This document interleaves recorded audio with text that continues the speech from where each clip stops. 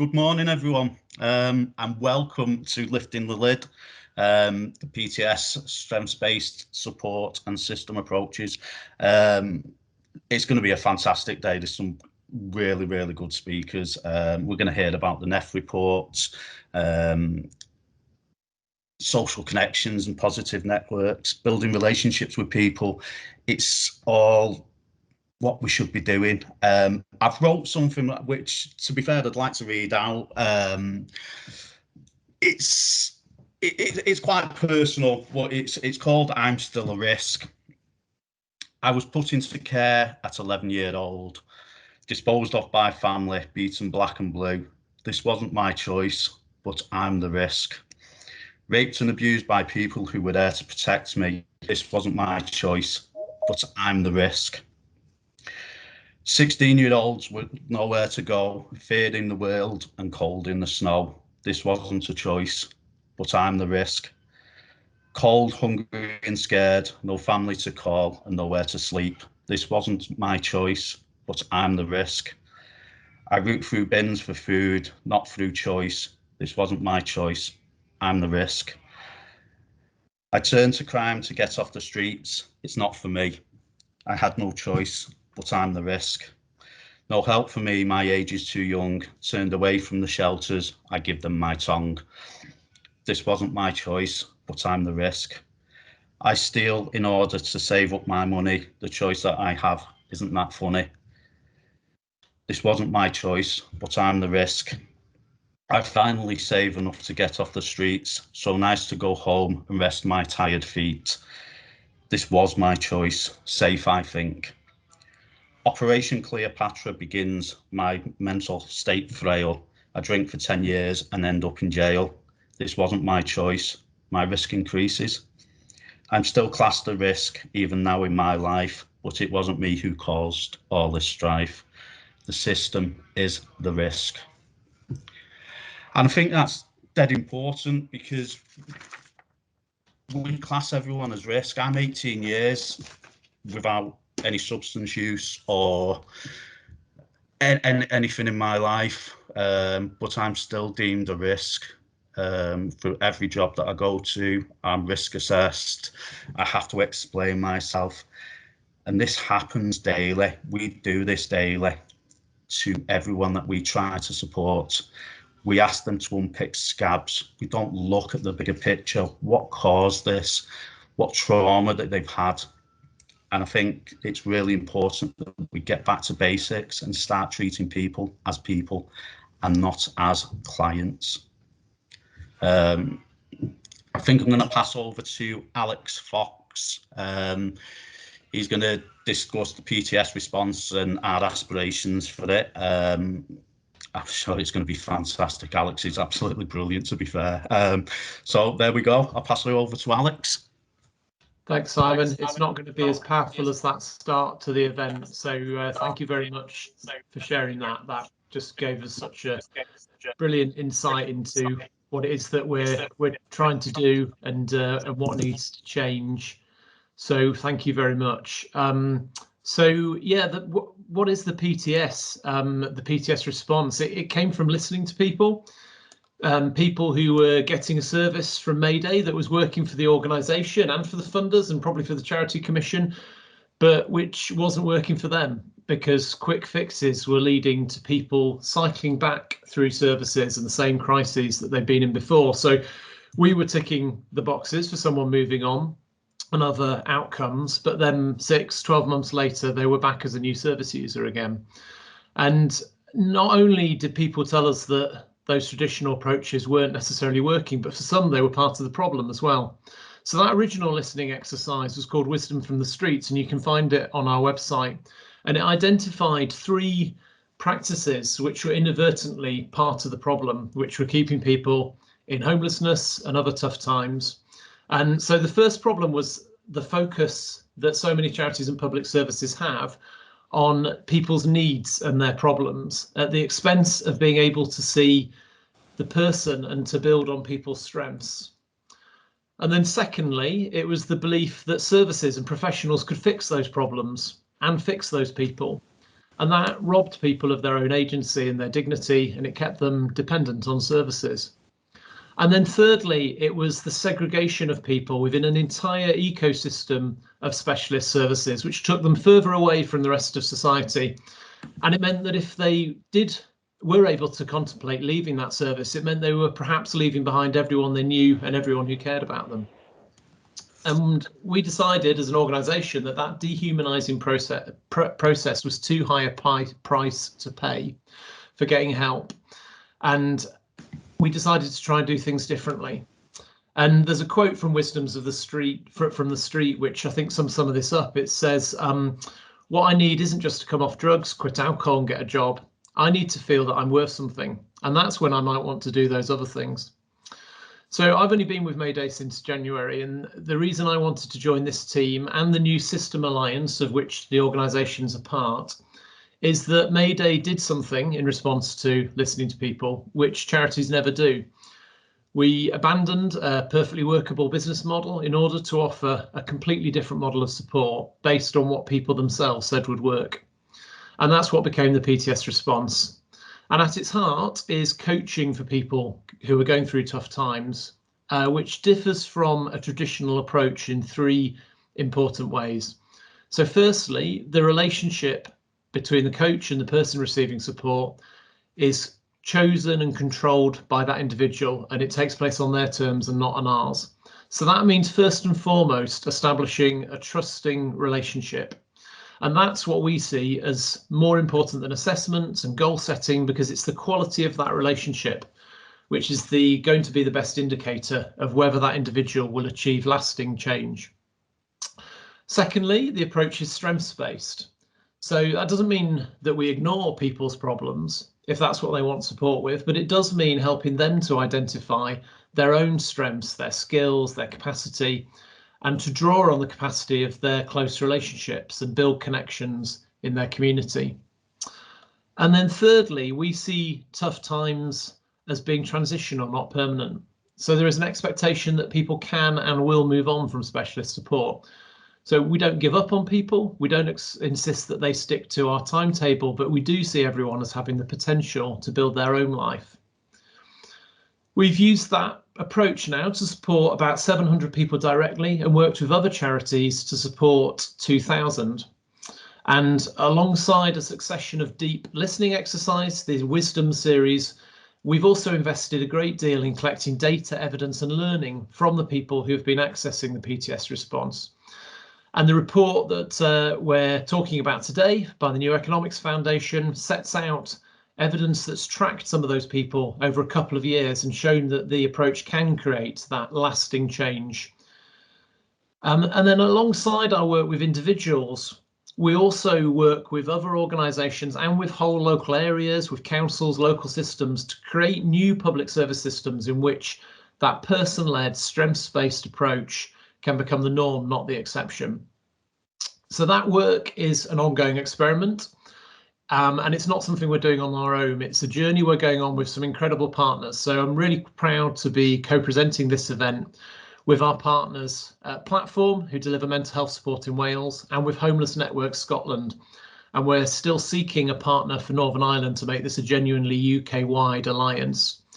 So we're here to share what we've learned about strengths-based working, what's worked, but also what hasn't, what's been difficult, to give you that kind of warts and all picture. And we also want to invite you to join with us, if you haven't already, as members of the New System Alliance, so that together we can build a movement for a more human, dignified, and ultimately more successful way to get alongside people who are going through tough times.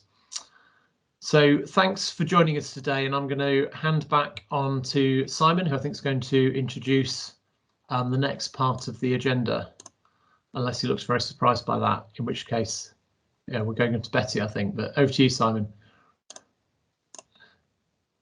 You're just on mute.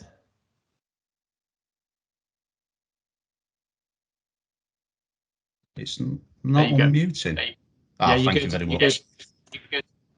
Yeah, thanks for that, Alex. I couldn't agree more with everything that you just said, Ben. It's their journey. We're Sherpas. We're there to help them on their journey, and if they want to stop, if they want to use drugs, if they want to drink. That's choice. We can't take that away from people. Looking at strength-based stuff, you know, there's so much people want to do, but us as services don't give them the option to do it. I wanted to bring up one of my child stories this morning, you know, where you knock the square through a round hole, because that's what we've been doing for 40 plus years. We're trying to force peg through holes that don't fit. We need to let people make choices. I just thought I'd add my thoughts in there. I'm going to pass you over to Betty Baraki from the New Economics Foundation, and she's going to go through the report with you. Betty? Thanks, Simon. I'm just going to share my screen.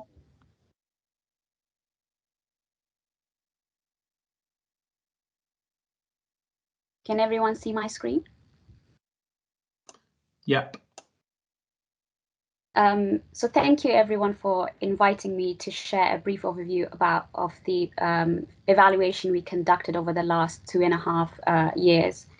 My name is Betty Baraki and I'm a consultant at New Economics Foundation, and I was one of the team members who evaluated the PTS response model. I thought of starting off with a brief introduction of the history of PTS, but Alex did a brilliant job, so I'm just gonna move on to the next slide. So we were commissioned to evaluate the person-led transitional strength-based PTS response used by both Mayday Trust in Northampton and Changing Lives in Newcastle. And the evaluation aimed at answering these 3 questions. So how does the PTS approach provide a more respectful and dignified experience to people we work with? And it tried to evaluate the long-term success of the PTS as the new approach, as a new approach working with people going through a tough transition. And then it tried to evaluate the long-term sustainable outcomes for people going through tough times, and that they do not return to homeless services when systems are person-led. So the evaluation approach had 5 stages. We started off with a rapid document review and conducted interview with staff members to understand the scope of the evaluation. Following on from this, we co-designed a session with the staff members with Mayday Trust to clarify the research question and refine the theory of change. And then we entered the data collection stage, where at the initial stage of the evaluation, we conducted an in-depth interview, face-to-face interview with 27 people who had been working with a PTS coach for at least 3 months. And then following on from that, 12 to 18 months later, we conducted another interview to test out the longevity of outcomes. And then alongside that, we also conducted a quantitative analysis of the data that PTS collected as well. And we drafted a final report for the evaluation. So I'm just going to go through briefly the key findings. So to answer the first question, does it provide a respectful and dignified experience? The evaluation found that the coaching relationship has been highlighted as the most important aspect of the support response. 4 key aspects of the coaching relationship were consistently highlighted by almost every respondent at both stages of the interview. And these 4 aspects was what fostered a respectful and dignified experience for the individuals. So the first one, coaches were able to build trust through listening, respecting people's wishes, ensuring the working relationship was entirely voluntary and led by the individual. Secondly, respondents were given the space to rediscover themselves and focus on their strengths and interests rather than solely on their problems. And then the regular time that the coach spent with the individuals provide the human connection. And for many, this was the first time in a long while that they found that they were getting out of isolation and reducing their depression and anxiety. And it also restored trust in people because usually the respondents said that they had a very bad experience with services and other people. They had bad history and felt exploited by other services. And then finally, the working relationship with their coach provided the respondents an opportunity to have access to good information and advice. So they were able to be better informed about their situation and how they could realize their goals. And this gave them a increased sense of control over their lives. And it also created a partnership working method between their coach and the respondents, creating a more equal power dynamics between the two. So the coaching relationship was also described as trusting, empowering, supportive, and non-judgmental. However, we also found that how the relationship is ended is also fundamental to the likelihood of people sustaining positive outcomes.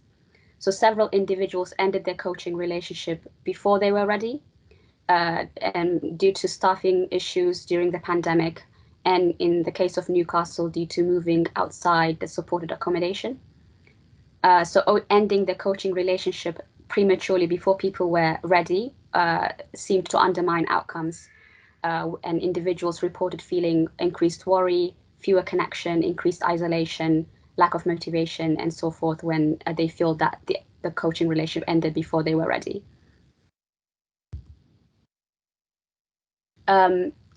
Another outcome that came out strongly from the evaluation was that the respondents reported being able to identify and work on a wide range of aspirations that mattered to them, including practical actions such as sorting out their debt, getting the driving license, getting married, and also social achievements such as reaching out to previous partners and supporting or repairing relationships. The majority of Northampton respondents and about half of the Newcastle respondents reported that they made some progress towards their aspirations.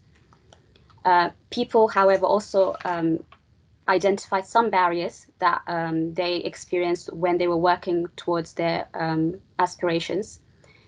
These included personal barriers such as having low motivation or dealing with crisis, as well as organizational barriers such as not being treated fairly or not being treated as a person within certain organizations or services, and also structural barriers such as the pandemic restrictions, for example, that created a lot of barriers for some people, putting their goals on hold.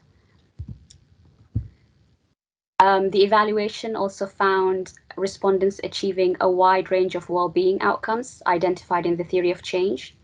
People reported improved mental health, including feeling happier, more confident, better able to cope with their emotions, and managing negative feelings such as stress or anger since working with the PTS coach. Respondents adopted, as a result, new behaviors as well, such as trying new experiences, going out more, avoiding actions or people that might negatively influence their life. And also, respondents showed a significant improvement on how much choice they felt they had in life. And this showed that people felt more in control in comparison to the time before they were working with a PTS coach.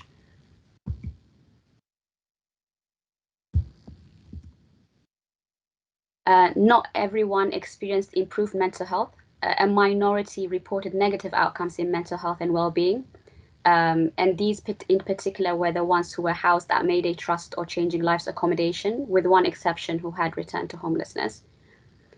People attributed this because they didn't have access to a PTS coach. And these were like a minority of group whose coaching relationship ended prematurely. And also because they didn't have access to secure accommodation, and also lockdown restriction contributed towards increased isolation and increased vulnerability, which led to less low well-being. The majority of the respondents reported an improvement in social connection over the evaluation period. Many attributed this to support that they received from the PTS coach. Coaches worked with respondents to repair familiar contact with children and parents, which had a very long-lasting impact. About a third of respondents continued to have only a very limited number of social connection, usually a family member, and high dependency on their PTS coach, but this was mainly due to mental health challenges. And evidence suggests that a lack of safe and secure accommodation had a negative impact on people's ability to build relationships and network to transition out of homelessness. The evaluation found a particular distinction between those individuals living in supported accommodation and those living independently. So those who in supported housing, for example, Mayday Trust or Changing Lives or other supported accommodation, seem to have worse or diminishing positive outcomes when compared to those with secure accommodation who live independently and who continue to work with a PTS coach. And this is due to compounding issues such as when one is housed in an insecure accommodation, they're usually unstable, and they usually experience financial instability, often associated with insecure housing. But in addition to that, the evaluation also found that in comparison to people who live independently, those who live in supported accommodation are subjected to a very different organizational culture within the housing system, which compared to the PTS-led model, it's not person-led, and that created a negative impact in terms of longevity of outcomes. So evidence from the respondents suggested systemic issues with the supported housing conflicts with the personalized and asset-based service and undermine the positive outcomes achieved by individuals. The wider supported housing sector has been found to treat people experiencing homelessness as a homogeneous group. So people said that their specific strengths and needs were often ignored within the wider housing sector. And this led people's vulnerability not to be taken into account, and they were often being placed in unsuitable or unsafe situations, and this then in turn led to negatively affecting individuals' mental health and well-being. Some respondents reported that some staff were non-responsive, and that essential requests took significant time to be resolved. And then this led to feelings of hopelessness and lack of motivation.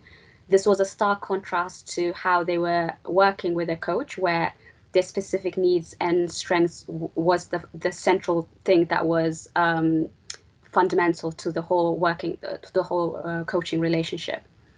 And one of the key principles of the PTS approach is to involve the person's wider social network. And some respondents described difficulty in engaging meaningful relationships because of their location of their accommodation, which was often described as rough and unsafe, and also away from their friends and family. So the key points of interest is that the evaluation findings suggest that the PTS response provides a respectful and dignified experience for people. The coaching relationship and the coach's attributes in particular seem to be central to the success of the PTS response and the longevity of outcomes. The PTS response can achieve sustainable outcomes for people going through tough times, particularly internal outcomes, for example, personal skills, commitment, in terms of increased self-worth, social interactions, and positive values about changing behavior and things like that. Individuals shared that they felt heard and they felt more confident and empowered as a result of working with a coach. Individuals attributed increase in their positive relationship and social networks to support received from the PTS coaches. However, this was not true of all respondents, and where respondents shared that they didn't achieve positive or sustainable outcomes, it was mainly due to the organizational culture that they found themselves in, such as insecure accommodation, and then potentially ending the coaching relationship prematurely, and then lockdown because of lockdown restrictions as well, which created barriers towards working towards their aspiration. In terms of challenges and area for improvement, there are three categories or three themes that emerge from the evaluation. On the first one is the systemic problem that exists within the housing system. So an important aspect of the PTS response is for it to operate within a system that also promotes a person-led and asset-based way of working. However, this was not the case within the supported accommodation and also the wider housing sector. So a clear focus on supporting individuals should be to secure independent and independent living seems to be a fundamental, crucial component for them to experience stability, and as a result experience sustainable outcomes. Secondly, there needs to be a clarity on when to end coaching relationship, and a consistent approach to the working relation with coaches alongside a clear and consistent rationale for ending coaching sessions would prevent a premature exit. And once exited, a follow-up every few months would likely improve or maintain the outcomes achieved during the coaching relationship. And then finally, there were instances where, when we were analyzed the quantitative data, there were some data missing, and I guess one recommendation from the evaluation was to invest more time to improve data insights and collect data at regular points. Okay, yeah, that's it. And I'm happy to, if you have any questions, I'm happy to answer them.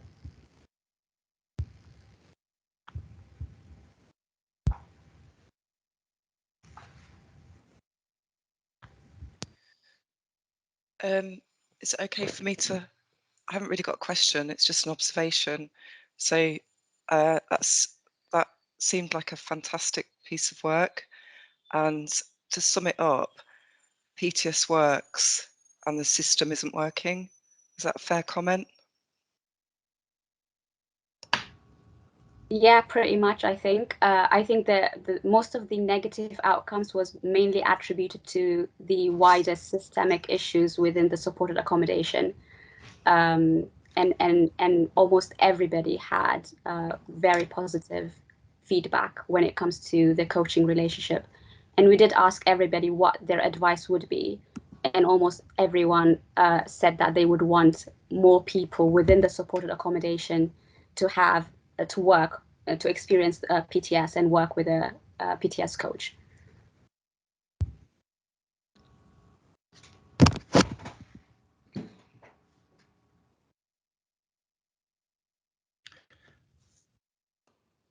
I can see we've got the odd hand up, Betty. So it looks like that Penny, I think, and then John have questions for you. Yeah, thank you. I was absolutely fascinated by that, completely gripped. It feels, when you unpack it, like the most logical and obvious thing in the world, and kind of just raises the question as to why we've taken so long to get there.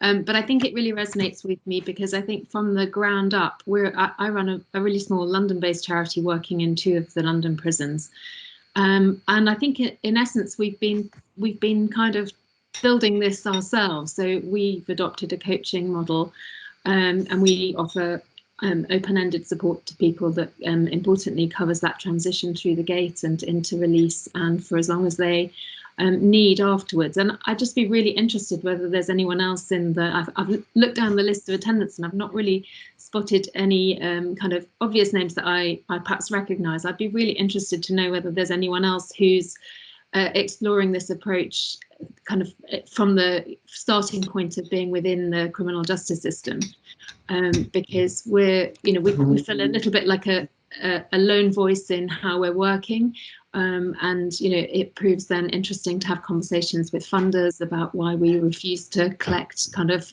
interwork data and all sorts of other things, as we try to encourage people to take a really kind of person-centered approach and to understand what it means to be with someone for the long haul, and to ride all the challenges that they face. So it was kind of to raise that flag and say I'd really welcome being in touch with anyone who is interested in kind of exploring how we promote this within the criminal justice sector.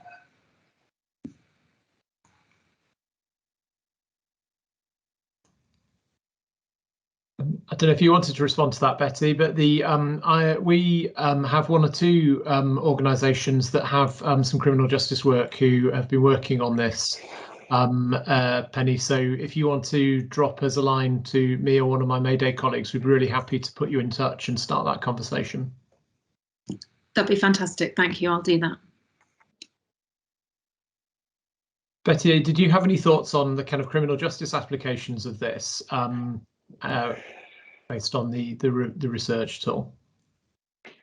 I think the research suggests that I mean, the organizational issues or systemic problems that came through strongly was mainly the housing sector. However, doing like similar research across other sectors shows that the criminal justice system, as well as other sectors such as social services and things like that, they all have issues when it comes to lack of personal-led approach. And therefore, the fact that it's obvious that it should go wider than Mayday, and it should many more sectors should look into that. Thanks, Betty. I think John was next. Yeah, hello everyone. It's more of an observation than a question. I was homeless a couple of years ago, and a lot of the barriers that I faced were just so basic in the sense that not having an address precluded you from having ID. So that meant it started with problems such as, because you didn't have an ID, then benefits were stopped and you couldn't access services because of not having an ID or address, meant that I couldn't get medical care. So there was no GP, no dentist, and any medical care that I did need it necessitated bypassing the GP service because it wasn't available to me, and going straight to the A&E department at the local hospital. So there's also the cost to me emotionally and physically with that, but then there's the financial cost as well. So there's still so much to be overcome with that. And now I was sleeping rough. I was in a YMCA night shelter in a hostel, supported accommodation, and thankfully now back to independent living. I volunteer with Crisis now in Merseyside and the North Wales. And what we try to do there, and with the Frameworks Institute, is a lot of the public tend to put some of the social issues that people face, such as homelessness or substance use disorder, they class it as a case of self-makingness, and they blame the individual that it's their own fault in that they're in that situation because they're there because of their poor judgment and poor choices. And that then overlooks the systemic failings that contribute to people getting in that situation. So what we try to do is to balance the self-makingness aspect with the social causes, so that it creates a wider perspective that people can look at it. But there are still many barriers to be overcome. And when you're in that situation where you just become constantly stigmatized and marginalized, then a lack of trust comes about with people and with the system, and people are far less likely to engage. So I think your approach at the PTS is very positive because it brings the person into the process so that they're seen as, rather than being part of the problem, part of the solution. And it provides a space for someone to act as an advocate, because when I was in that situation, I was unable to do that. It's important that someone turns the current despair to hope, and that's where I think you can be such a valuable asset. Betty, I don't know if you wanted to respond to that at all, but that felt like a really powerful point, John. And you got, I think, lots in there that certainly, I think, from Mayday's perspective, we'd really agree with. And thanks very much for sharing your experiences, but also the work that you're doing to change systems. I think in some of the sessions we've got coming up, one of the things that the coaches will be talking about is there's the support for individuals, and for some people, they just want that very much one-to-one relationship with their coach, and for others, they are trying to make kind of change in their community, or they want to they're aiming to make connections into the community. So how we kind of work alongside people to not just to help them make changes in their own lives, but sometimes to challenge local services or local systems and to try and get people thinking differently. Feels like one of the most kind of challenging things that we ask coaches to do, and it's something that we're still working out, I think, in our organisation. But it feels like that's a really important part, that link between personal change, then also community or system or society change. I don't think you can separate them out, as which I think is something I sort of took from what you were saying as well. Yeah.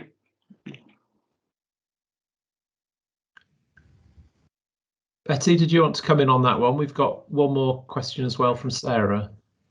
Yeah, I want to thank John for sharing his story. And I think we've heard from the 27 people that we've interviewed, we've heard similar stories.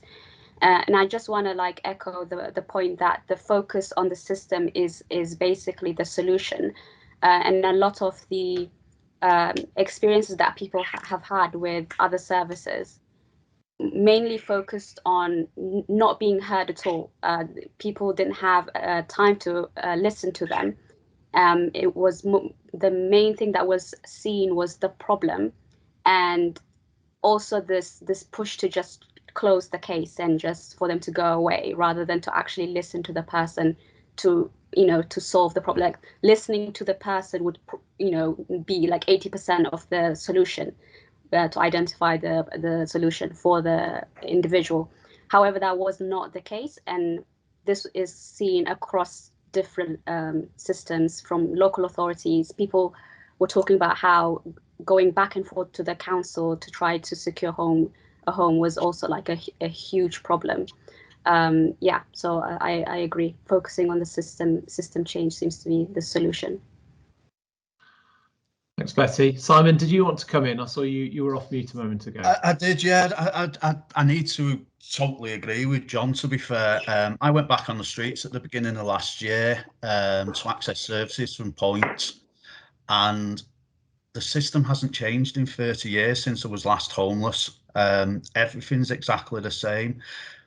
You met with no local connection, but you're homeless. Where's your connection to? You've got no ID. How do you get it? It's very, very difficult, and the responses that you get off local authority are shocking. The whole thing needs ripping up and starting again, to be fair. How can we leave people on the streets because they're not from that area? It's ridiculous. John, feel for you, mate, and well done. Absolutely brilliant. It's a bugbear of mine that we're still Dickensian in the way we treat people. We did a thing in Liverpool a couple of years ago. I opened a thing called Labre House, which was, I think it was the first council-run night shelter that was open every day of the year, and that was just strictly to get people off the streets. It didn't work the way it should have worked, but it was a start. We needed a starting point. We needed to stop people dying on the streets. We look at homelessness, and homelessness is a bigger problem than and we all know that there's hundreds of thousands of people homeless. We seem to focus on rough sleepers as homeless organisations, people that are on the streets. The people in temporary accommodation, they're in there. It's an industry. The whole thing is an industry. If we stop making money out of it tomorrow, how many of us would come back to work? It's just one of them. We keep people in the system because we need them in the system. We don't want them to improve their lives. We want to keep them on a merry-go-round. It's shocking. I feel like just having a proper rant, but I'm not going to because I realised Sarah wanted to talk. But yeah, John, brilliant, mate, brilliant.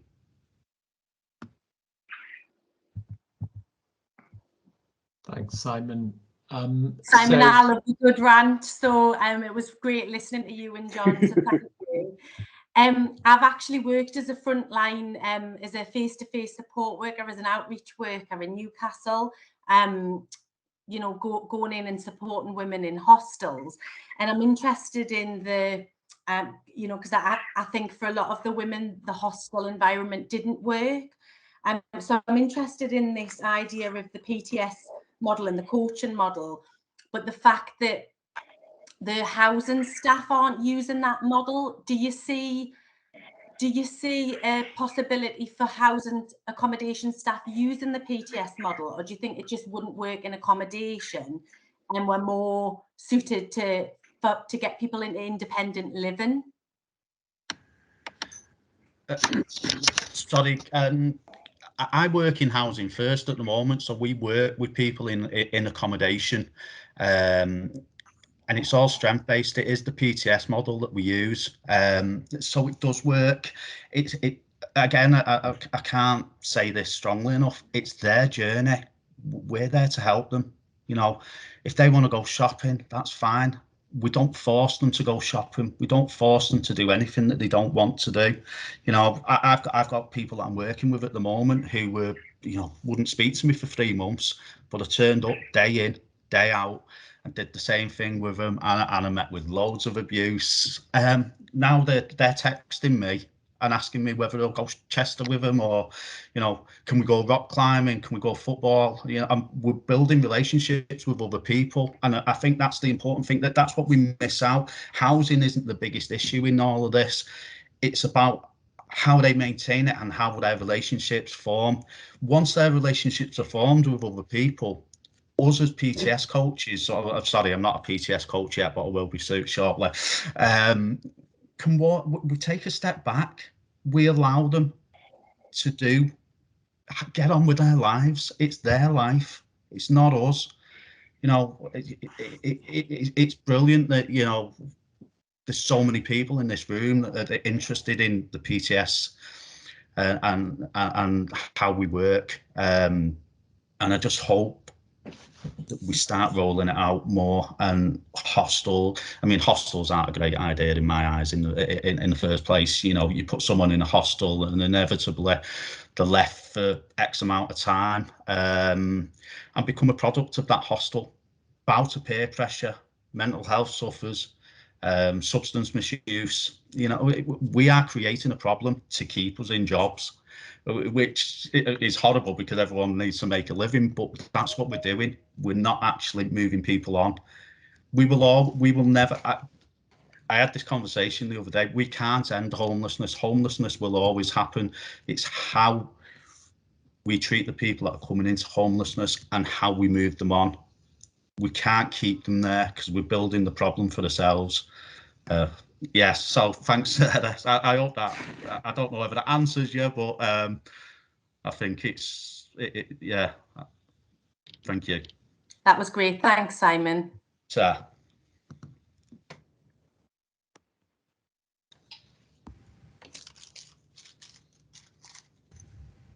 We're just coming to the end of the this session. So Betty, did you have any final words? I can see we have actually got, I think we've got a couple more questions. Shall we take a couple more questions or comments really quickly from Jackie and Tara, and then I think we'll need to wrap it up. And I'll hand back over to you, Simon, if that's all right. Yeah, no problem.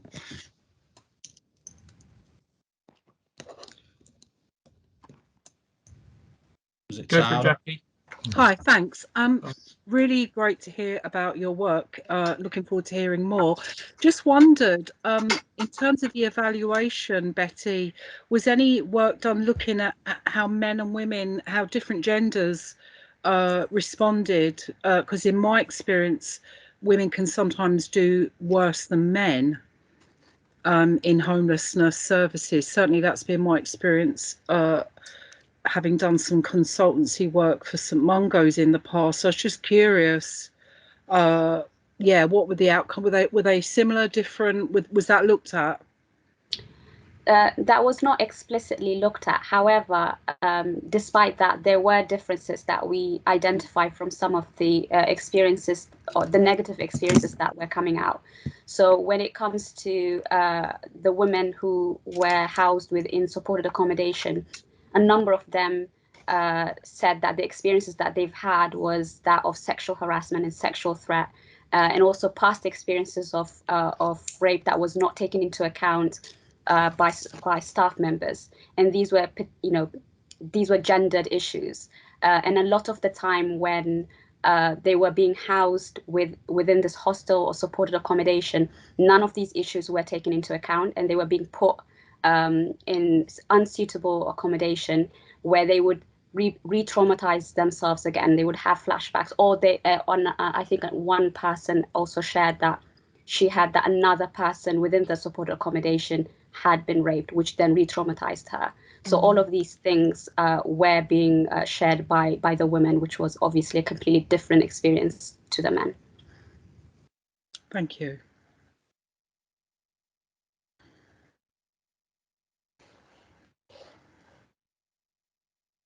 Shall I go next? It's Tara. Mine's not a question, it's more of an information piece. I know that across the country, RSI 5, so Rough Sleeper Initiative funding, has been just submitted for all local authorities. But as part of that, we did an assessment, and that was based around 4 areas: prevention, intervention, recovery and support systems. So I head up the Rough Sleeper team in Northampton, and it, you know, some of the gaps that we identified across our authority are going to be what we base our next year's services on, the next 3 years services. So that is very much that's come from that is around peer support, is around taking direction from people with lived experience. They will very much be part of our model that we put together, but definitely a trauma-informed approach. And to look to build an MDT team. So I think some of what's been said this morning, especially from people that have lived that experience, is, you know, it must be absolutely exhausting telling your story the same time to 20 odd people every time you have to approach, or every time you have to be linked into another service. So we really advocate our navigators, which do a very similar role to Mayday and their coaches. So it's something that we definitely support, the PTS approach.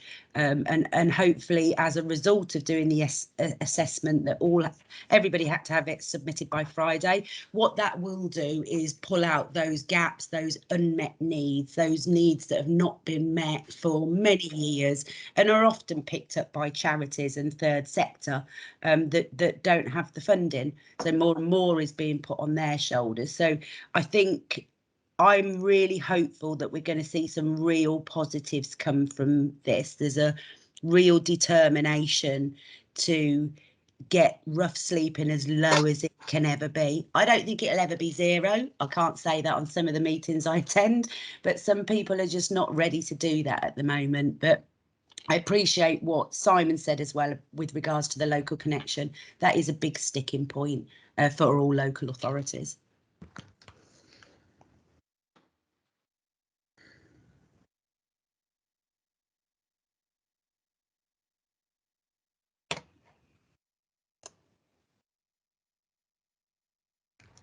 Thanks very much for that comment, and to Betty for your presentation. So that felt like that was all really fascinating. I think the engagement from the audience really showed that as well. Simon, shall I hand back over to you for the next session?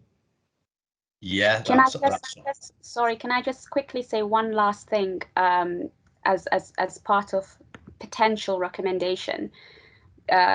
Like at NEF New Economics Foundation, we also work on system change. We're a think tank that tries to change system. And one of the key things that we are working on is to try to build a coalition from the grassroots up, so that people come together to change the system.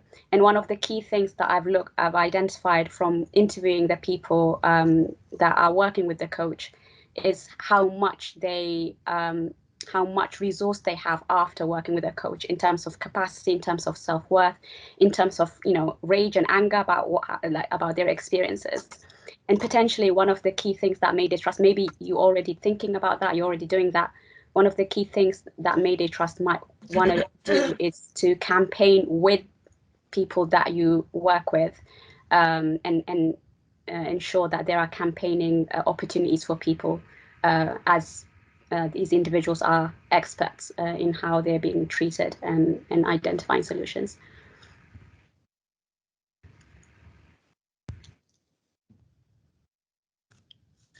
Yeah, thanks for that, Betsy.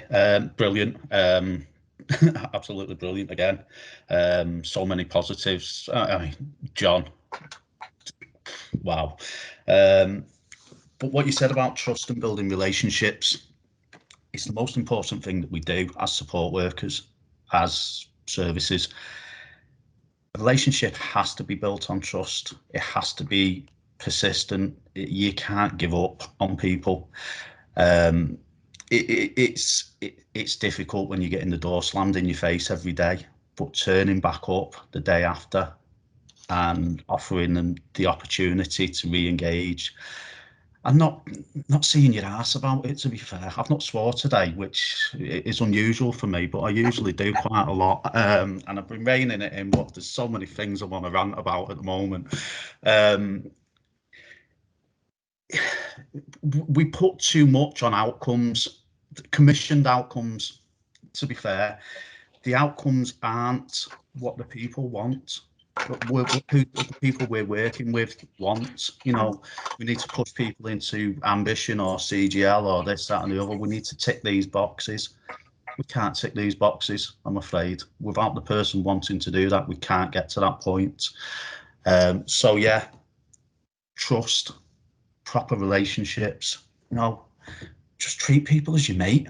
That's how I work. They're my mates. It's so much easier to do. There was something mentioned about supported accommodation. I think Betty mentioned supported accommodation. Why would they ever want anyone to move out? And that's my big sticking point with supported accommodation.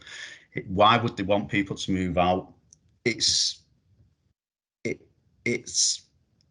not cost effective for them. If they get people in there and living in there, why would they want it to move on into independence? Now we'll keep them here at getting £350 a week for them. It's a problem, and a lot have popped up since the pandemic. A lot of supported housing, the supported accommodation has popped up where the support is poor, to say the least. I'm going to pass you over now to coaching relationship, a respectful and dignified experience. There's too many people on here to read out, but Jen, I know Joanna's on it, and Helen Callahan, so I'll over to them. Thank you. Morning, everybody.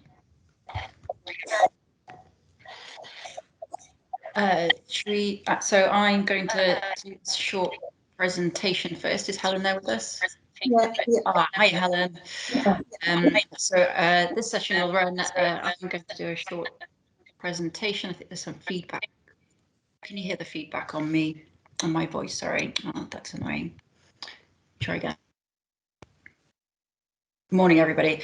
We're going to do a short presentation followed by a conversation.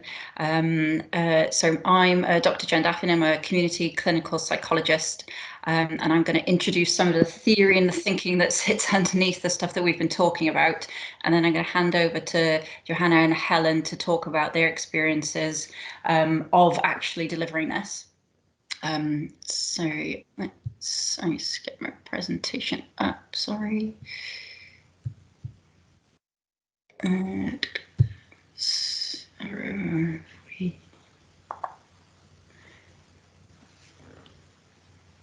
It's loading, I think. Nope, sorry. We can see it, Jen. You can you? Yeah. I can't. Oh, it's gone. The joys, sorry. Do you two want to introduce yourselves while I faff around with IT? Is that okay? Yes, thanks, Jen. I'm Joanna. I'm a PTS coach. I can see your presentation now, Jen. Can you? Yes, cool. Go for it anyway, since you started. I'm a PTS coach. I worked I work for Mayday. Previous to Mayday, I worked as a coach for 2.5 years for another charity.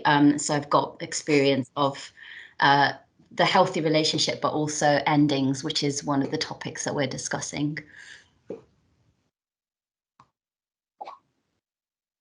And Helen, do you want to say quickly who you are? Oh, hi, I'm Helen O'Callaghan Williams. I'm in Merthyr Platform.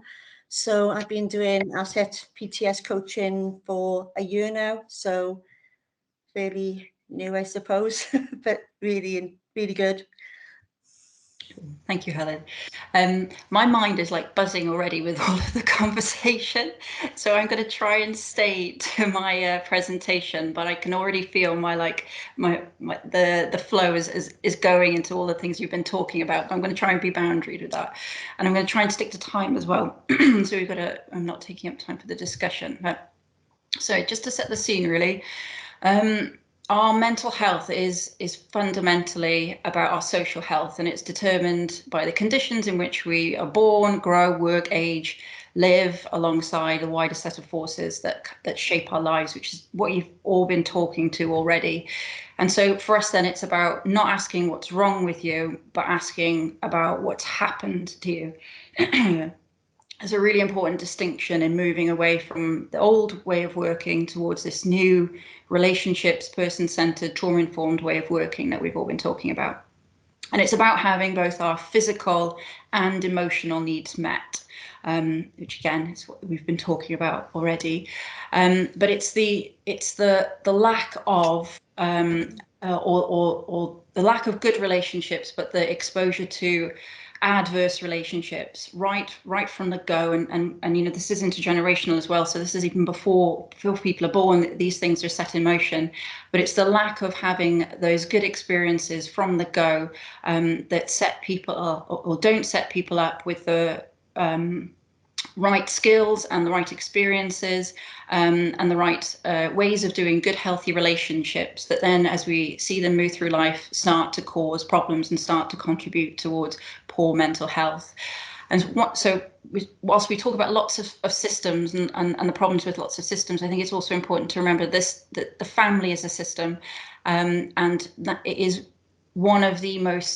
it can be one of the most toxic and stressful environments, and one of the first toxic and stressful systems that people enter into. And the confusion and trauma and distrust that gets started there is what we're seeing. It's the hurt from that we're seeing that gets carried with people across their lives, and it's the breaking down of that and the healing from that I think we all bear witness to, and that we're all trying to support people with, which is important to recognise in this discussion. Because whilst it's about what's gone on for us within those family relationships, it's also about what's going on around us. So if we really want to understand what's going on for people and their mental health, we need to dig deeper, and we need to start looking at all the different things that are imposing upon the systems that are around us. So right from the individual out across society into culture. And we need to be asking what impact is that having on us, and how is that impacting our health? So we'd call that our psychosocial health. And psychosocially healthy environment, so right from the individual and family all the way through the different layers that we've been talking to, a healthy environment is based on agency, security, opportunities for connection, meaning and trust. Psychosocially unhealthy environments are based on humiliation, shame, isolation, loneliness, fear, feeling trapped and powerlessness. And I don't need to tell you what that looks like, because that's what you're seeing on a day-to-day basis when you're working with people in the housing system, the benefit system, the health system, the education system, every system that we pretty much come across. You can unanimously say that public services have not moved enough away from this shame-based, restrictive, practice-based approach to how they work with people. And so I think it's about naming that, rooting out that, and then finding ways, as we are doing, towards psychosocially healthy systems that are based on agency, security, connection, meaning and trust. So you can think of this as like a relational health continuum or emotional health continuum. And so the more that we're exposed to those toxic, unhealthy situations across all the different layers, the more traumatized or the more in surviving mode we're going to be, the more psychosocial distress we're going to experience. And what we want to be doing is moving people down the other end, where they're either starting, so we're starting preventatively, where we're building systems that are based on the positives, or we're working towards giving them and role modeling those experiences as we help them heal and recover from the traumatized experiences they may have had. And we need to be doing this across all the different layers. So it's no good just working with an individual and offering them that really robust and psychosocially healthy one-to-one relationship. It is really important, but it's no good doing that when that is not also expressed across the other layers of the system. So when we've got a community or a society that's not doing that, so yes, that's in families and friends, and we don't always have control over that, but it's in how society and cultures respond to people. Are we treating everybody with respect and respecting diversity and equality? But then are we embedding that in our education systems, our health systems, and our other all of the other systems, as well as in then across our policies, practices, culture, and everything, basically. It needs the collective of that in order to sustain and maintain itself, because they interact across each other. So for us, for me particularly, being trauma informed means understanding the healing power and the power of relationships. I think it's really important, and you can see this embedded in the way that you're talking about working, in all the different names that we give that, because we've got PTS, but we've also got person-centered, we've got trauma-informed, and we've already heard people talk to, like, we're doing this, but we're doing it slightly differently. What we need to become more aware of and name and start to challenge is building systems that are based on the basics of emotional health. So when we're born, we are social animals. We are inherently social beings. We have social brains, and everything is about being in connection with others. And so we need to better understand what are the mechanisms that sit underneath that. So we talk about attachment theory, but this model I think is a really helpful and accessible one, which talks about secure base. How do we create those environments based on those healthy things? But how do we do that in a secure, safe way? And how do we do that? And sorry, we need that right from the go in parenting relationships, but we need that in all of our other relationships as well. So how do we recognize, how do we scaffold and create a secure base for people to go out in the world and to experience it in a positive, delightful way? But how do we catch them when it starts to go wrong? And how do we welcome them back in and help them make sense of that? How do we organize their feelings, and how do we be with them in that to catch them safely and then send them back in the world? And so the evidence base, in fact, across everything, across all of the therapies, across everything that we've thrown at it, the thing that sticks the most, the thing that keeps coming back is relationships. And it's of all the different things, of all the different kinds of models that you can give, the core thing that's like the underlying mechanism that holds them all together is relationships. And so it's really relationships is showing the strongest impact on our mental health. And I think we're starting to get better at understanding that and have a collective, there's a collective public conversation around this, particularly from the pandemic, I think, in understanding the impact of things like loneliness on our mental health. I think actually the pandemic has been really helpful in showing, on giving all of us an experience of how when we change our circumstances, when they're changed and they're beyond our control, the impact that has on our well-being. So loneliness is as harmful to our health as smoking. And that's because social pain, the social pain of exclusion, the social pain of not being connected and feeling like you have value and meaning, triggers the same parts in our brain as physical pain. So we are feeling it in our bodies. So we talk about mental health. We need to talk more about mental health being about our minds, our bodies, and our circumstances, because it's all happening together. And we're saying, what underpins that is this sense and this real need to be liked and to be valued by others. And we have this real need. So the absence of that has this opposite effect, which is what we're seeing in individuals, which is where we see where distress comes from. This is a really this is a picture of kids in school in a program called Ready to Learn. But we use these principles in prisons, we use it in substance misuse, we use it in drug addiction. We isolate people off and we punish them, and we take away all of their connection, and we take away all of their opportunities to feel belonging and to feel connected to communities, and we isolate them, and then we wonder why it's not having a positive effect that we want. And we're doing that across the spectrum. So we're even doing it in schools to children. So the other really important thing around this then is that I don't think we talk enough to is the power of co-regulation. So when we're talking about how do we reenact those models and how do we scaffold good relational, like good relationships and holding secure base for people and helping them develop that and then internalize that for themselves as individuals and in systems, the thing that's happening there is co-regulation and the power of co-regulation. So my regulated state, if I can stay in that state, is transferred through through a mirror neuroning process, which is the process that we can experience empathy via, gets transferred to the other person, and then can be a really powerful tool in helping calm them as well. So yeah, so I just wanted to give a quick nod to that and the term co-regulation, and show you and leave you with a video that I think really powerfully articulates lots of this. So, oh, I don't think I pressed sound. No. I'm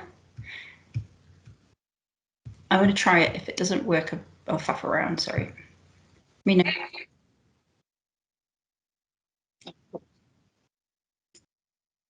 I'm hoping you heard that. You didn't politely sit in silence. And that's all from me for the moment. So I've the presentation was shared, and I've given you a list of links where you can access the videos and some more videos that relate to relationships as well. I'm sure lots of you have seen these, so I'm not going to play those, but you've got them there. And I'll stop presenting so we can start our conversation. So we're going to spend about 15 minutes, I think, having a conversation, and then maybe open up 15-20 minutes and open up for questions. So we'll take questions at the end if that still fits with time. Or 10 minutes conversation. Sorry, I'm just looking at the clock. But yeah, over to you. Would you like to introduce yourself and say a little bit more about your roles and any reflections on what we've just seen?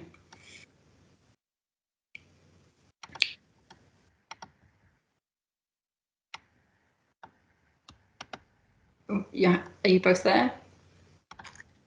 Yes, sorry, I thought Helen was about to go. I think first of all, as a coach, there's something really powerful about sharing relationship with someone and sharing a journey with someone, and it's quite a privilege to be able to do that.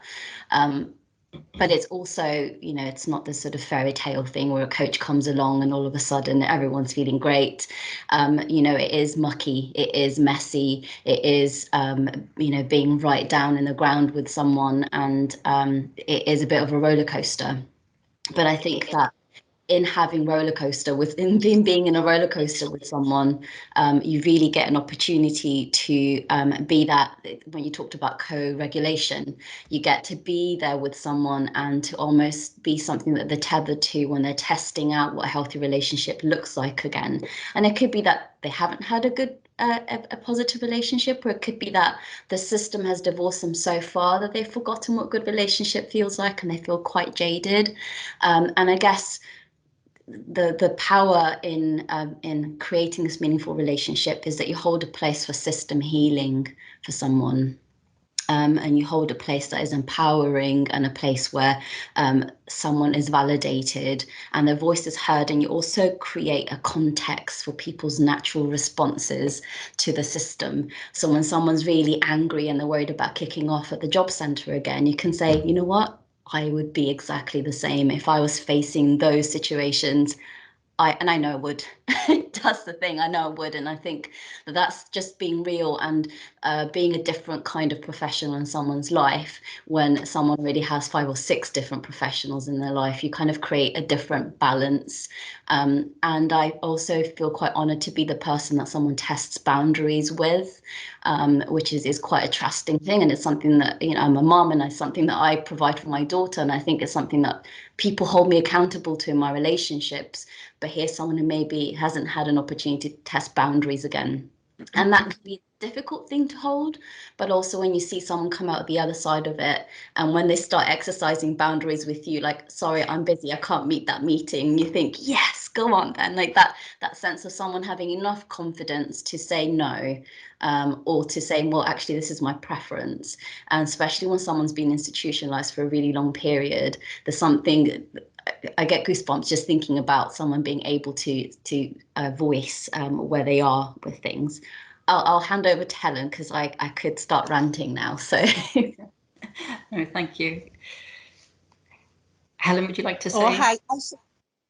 Well, so I'm on my phone now. Something happened with my computer, so no worries. I lost a bit of that. Really sorry, but so I suppose, was you asking about my, I don't know, what was the question? I mean, about is there anything you'd like to share around your experiences of doing this role? I just think it's very, very powerful. I think because you're dealing with people in an emotional way, not dealing with people in fixing things, you're dealing with people's trauma, with people's life experiences, and you're listening to people, and you're on that journey with them in a way, so you don't feel so alone and isolated. And I think a lot of people feel like that, and especially within the systems that we have, that I don't know, I think it's a really good way of working, and the relationship building is really humanistic. You know, you work, you know, it's, I don't know, I just love it. I just love this way of working. And the relationships that we have with people. Yeah, you know, we're all human, we're all people. We all have problems, we all have issues, do you know what I mean? And sort of, yeah, and we're just doing the journey with people and just helping them, and yeah. Thank you, Helen. Is there anything around endings? Because we spoke about difficulties with endings. I know you've both had different experiences of that. Is there anything you want to share around that? Johanna, if you want to go first. Yeah, I think for me, I've had endings that have come about naturally, and those are the best type of endings, because someone is starting to have so much, and I think Simon mentioned earlier about having so much room for their new life and their new community connections and their new or reconnected relationships, that it's nice to be dumped by someone. It's nice for them to say, you know, I don't have time for you anymore. But I've also had relationships where I've had to end them out of leaving an organization, for example. But one thing that I was mindful of right from the outset of any relationship was, what does an ending mean for this person? And it's really about listening to what's not being said. It is listening to what is the childhood trauma, what is that's happened in someone's life that means that my ending could be difficult. But it's also testing things like I would go on annual leave, and when I would come back, someone would be really upset with my absence, and then that would keep me in tune with, this is meaningful for this person, and therefore should there ever be an ending? Should I ever, I don't know, I think during COVID I was very aware of having time off and what that meant for people, and holding that quite gently for someone, so that when I did have those endings because I'd left my previous organization, we talked in advance of, you know, a few sessions beforehand, I am going to be leaving, this is my last date. How would you like the ending to go? What would you like us to do? And for some people, I wrote them letters to just celebrate what that relationship was like, and all the amazing things that person achieved, and all the strengths that I saw in them, as a way of keeping that and keeping a place for that relationship and that meaning it had. For some people, they wanted to go out and have go out for a meal and celebrate as if it was the, you know, something worth celebrating. And for others, it was just a coffee and a I hope to bump into you sometime. And it was just about honouring what those were like for some people. And there was one ending where I had to end abruptly and it was out of my control. And I still wonder what impact that had on that individual without any explanation, and it was out of my hands. Often, I suppose, in the system, we perpetuate the rejection and the triggers and traumas of that people have experienced by just cutting them off and not taking that into account. Do you feel the model allows you to take that into account more and to do that on terms that don't just kind of perpetuate rejection, shut down, not feeling good enough feelings? Absolutely, because I guess it's that sense of someone having ownership of that period, but also having an awareness of an open-ended relationship, but also taking control of when they meet, how regularly. There isn't an appointment every single week. It's a sense of and it's a contact in between. It's the text messages, it's the quick phone call before an interview saying, oh my goodness, I'm so nervous, I know we prep, could I just have 5 minutes to? And it's that sense of providing those relationships, and for someone the skills of, you know, reaching out to someone and the importance of that when they haven't done that before, it is allowed within this way of working. So it's like scaffolding, secure base, they're like checking in with you, but then they're off out into the world again, and it's those little micro bits of that that are changing people's perceptions of what a relationship is, and then their value of themselves in a relationship. Absolutely. And their own resources, their own internal resources, and that can attitude. And when there are failures, say someone didn't get the job, is that sense of, okay, well, why didn't you? What happened? Without judgment, that sense of you can come back and have that scraped knee, and we'll look at it and figure out how to tie your laces a bit tighter, or you know, for someone to recognize what it is that's going on that caused that failure without there being a risk of being rejected. Thank you. Helen, is there anything you'd like to add? I think endings, I don't know with the end. I don't think there should be endings really, because I think there always should be like the door open or something. But I think I did I wasn't quite sure whether my funding was going to continue. And that to me my focus was on, okay, the people I work with, you know, sort of what would happen there. So that would have been an ending. But I suppose that's where connections come in, where we connect them to people, we connect them into the community, we connect them to other people who we're working with. So I think the focus to me went on to that then, of sort about, I suppose we always have to be aware, because, you know, we don't know, you know, next year.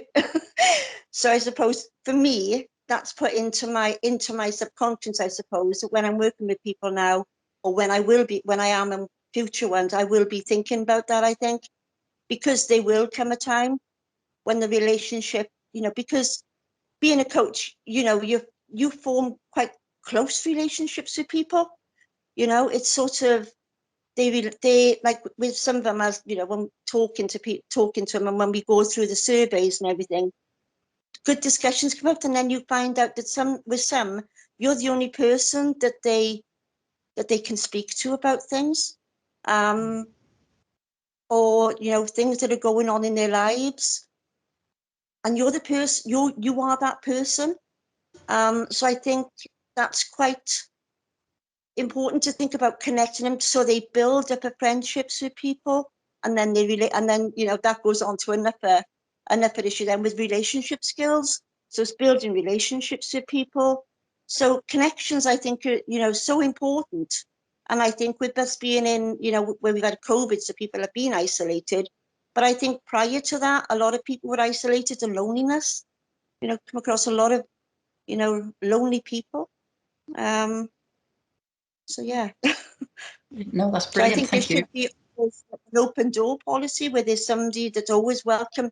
You're not gone, you know, you move on with your life, and you know when people move on because they, you know, they won't be in contact with you so much, you know, they won't need you so much. So that's that's sort of something that evolves that way. But if, you know, if somebody did come up 6 months later, then you're at the end of the phone if you need it, or somebody is. And, you know, we all need that support sometime in our lives, some more than others, but no one is there. It is so reassuring and comforting for people, I think. It's almost the intervention itself over time. Brilliant. Is there anything else you both would like to say or share?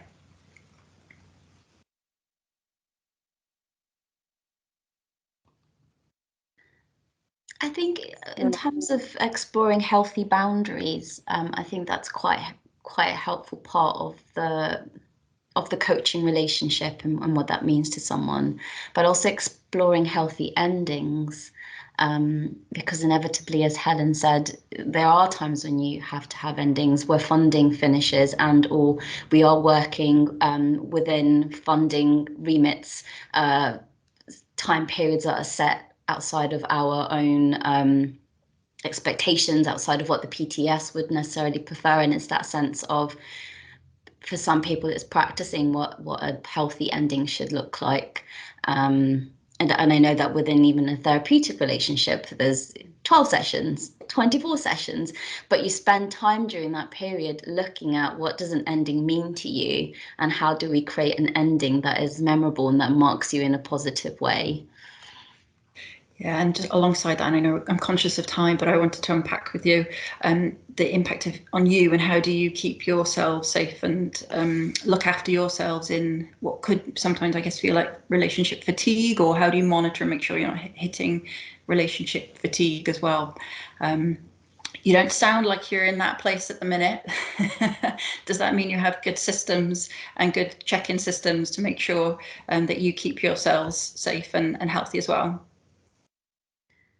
I think there's something to be said about working and the difference between working in an organization that has psychologically informed systems that allow you to work in a really free way with people, but also allows you to be yourself, both within the relationship, but also a place to come back to. So when we're replicating, when we're creating that hand diagram, we also have a place to do that within our organizations.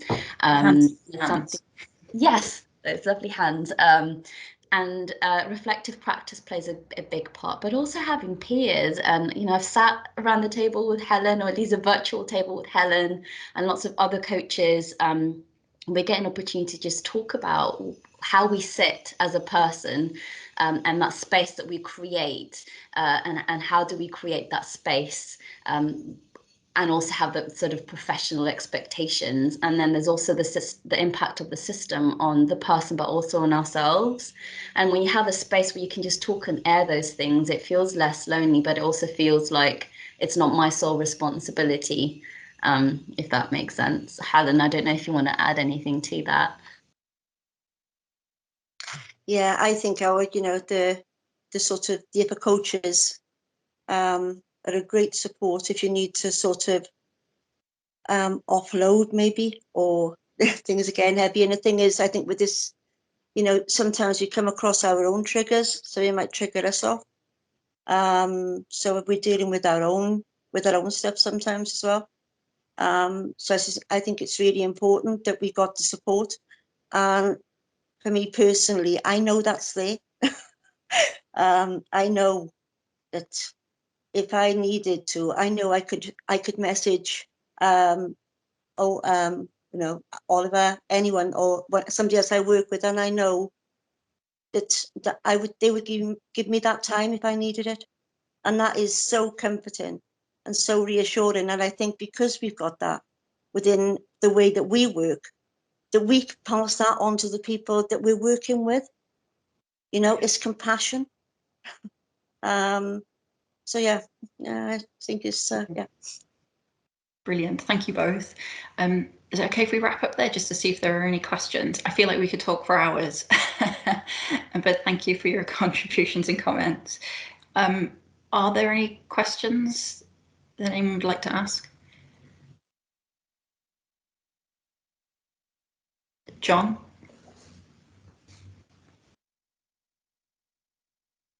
Yes, it's more of a comment really on what just being said. I think it's important to consider, you mentioned the people like yourselves who are providing services. That's equally as important as for the recipients of the services. If you consider a PI approach, psychologically informed environment, then that places equal thought on both the service providers and the recipients. Because when I was in the hostel, 2 people died, 2 people overdosed, and that was as upsetting for the residents in the hostel as it was for the staff who were running the hostel. So I think that's an important point that shouldn't be overlooked. And just a quick point on we mentioned the relationships and loneliness. For me, the loneliness aspect and building a trusting relationship, encouraging engagement, it is not as simplistic as it first seems, because with regards to homelessness, there's the loneliness that society imposes on you, such as the stigmatization, the marginalization. But there's also a form of, because of the shame and guilt of the situation you're in, there's also a kind of, it's compounded by a self-imposed form of loneliness because of that shame and guilt. So you tend to ostracize yourself as well at the same time, and you don't want to engage with people, you don't want to be seen in that situation. So it's a kind of compounded by both of those aspects, and that goes back to the importance of relationships. Yeah, no, totally agree with you, John. If we think of trauma as causing disconnection, and it causes disconnection from the self as well as disconnection, and it's not an easy task, but the task is to reconnect with others, but learn how to reconnect with yourself as well. And that can be a lifelong journey, but that is the task at hand that hopefully we can organise ourselves around. And I agree with you. I think it's slightly different in this situation, but because you're not working in a service, are you? But where you are working in services, yes, these principles should apply to everyone, because we're all part of the system. Thank you for those comments. I did see another hand. I think it's gone now, though. Is there another question?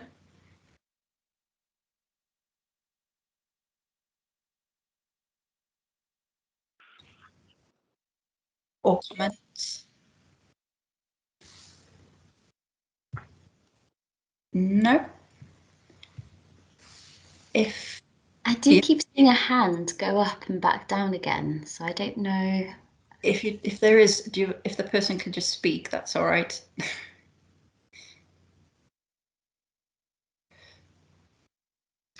Yeah, well, I've got a question actually. The importance of education for children. You know, regards a PTS coach maybe going into schools and speaking to children and educating them. Prevention is always going to be the best cure for anything. Is that something that we're doing at the moment? Is that something that anyone's looking into at the moment? I did something similar a couple of years ago with a lad that I used to work with, and it went down so well. I've never seen engagement in a school like it, to be fair. Yeah, I think it's really important. Yeah, I think that's really important, Simon. So I think what we really need to see is the democratization of emotional health knowledge and literature across the population.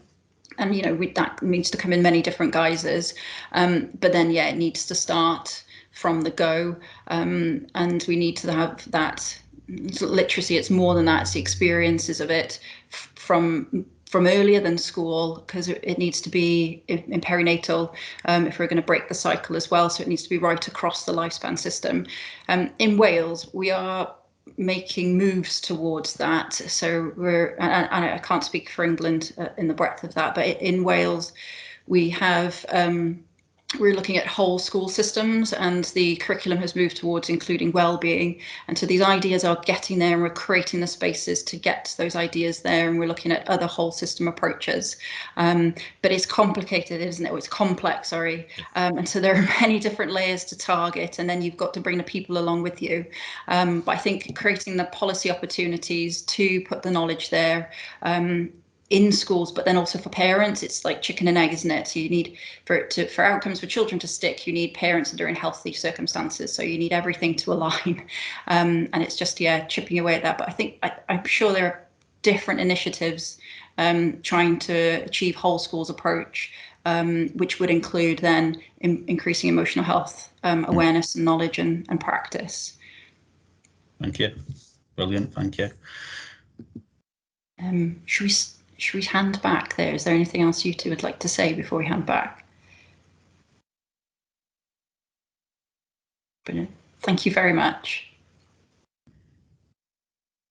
And thank you to everyone for listening.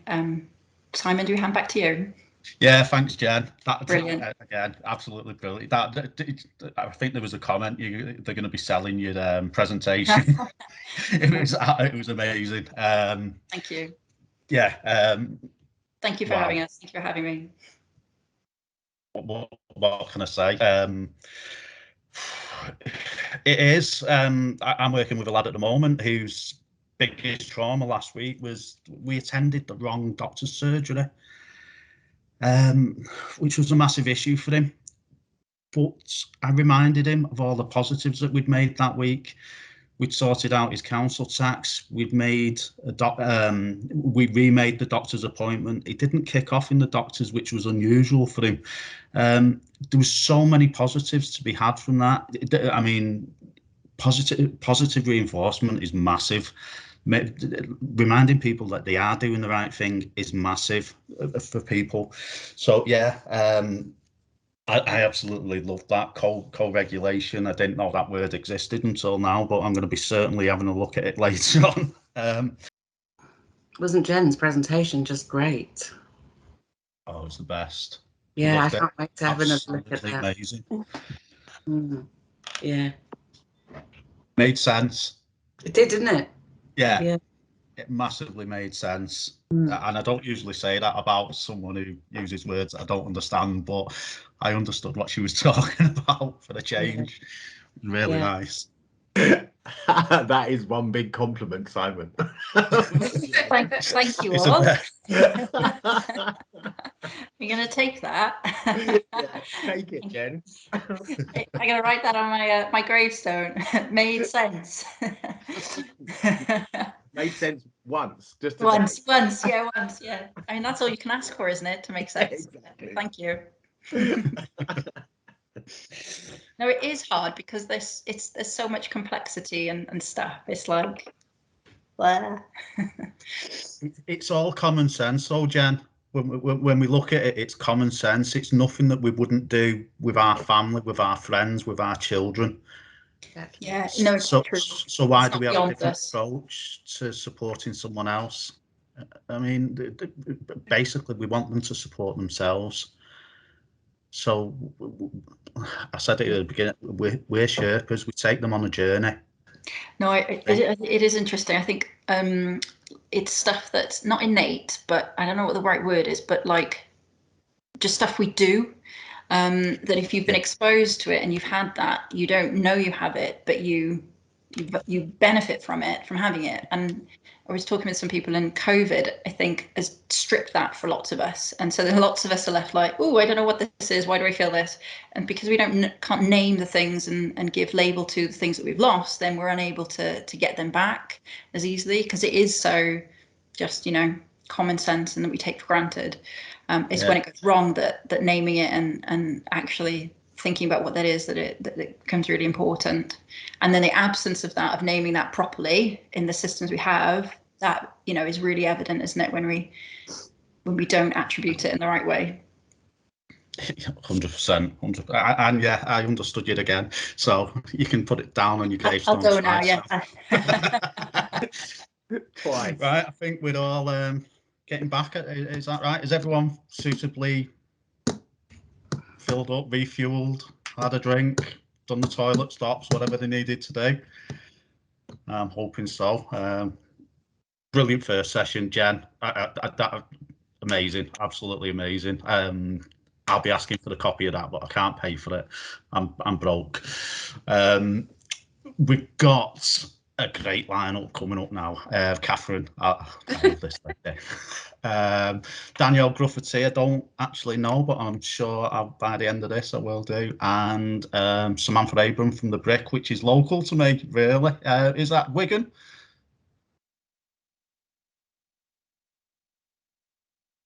Yeah, it is Wigan, yeah. Yeah, I thought as much.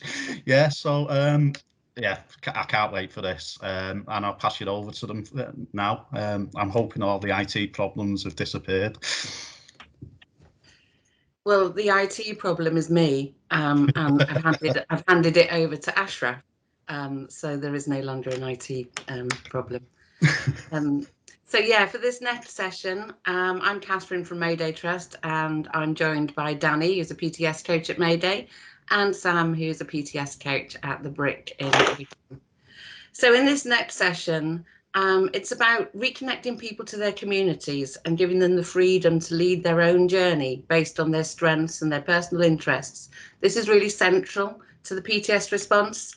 So in this next session, we'll consider the benefits of working in this way, whilst also challenging us to think differently at times. And we'll hear from the PTS coaches to find out more about what this actually means in practice and how coaches work with people around their social connections and their positive networks. But before we go to the good bit, the bit where we hear from the coaches, I just wanted to take, it's only I think 6 slides, to provide a bit of context to this aspect of the PTS response. So in the next slide, it will show the PTS theory of change. So this theory of change tackles the system failures that result in people who are going through tough times becoming dehumanized, feeling not listened to, or being trapped in services. And it especially works to contradict the known failures of a deficit system, which are that it focuses on weaknesses, it focuses on fixing, and it focuses on segregation. So as you've already heard, a PTS coach gets to know a person by building an open and trusting relationship, helping people to explore and build an identity outside of services. So for example, if someone likes singing, they join a choir, not a homeless choir. It's about connecting with community, not with people who are paid to be there, and not with other people who are segregated with you based on their experience as opposed to a shared interest. So similar approaches of connecting people with their community are recounted by Hilary Cottam in her book Radical Help, and by Mauricio Miller in his book The Alternative, Most of What You Believe About Poverty Is Wrong, where he makes the point that if we, as the helper, provide a framework or offer solutions, then we stifle people's creativity and resourcefulness. And similarly to Miller's Family Intervention Initiative, PTS coaches help people to broker opportunities within the community, which can include applying for a personal budget to further their aspirations. And how this differs, for example, from a skills for care leavers or handouts of cash is also explained in Mauricio Miller's book.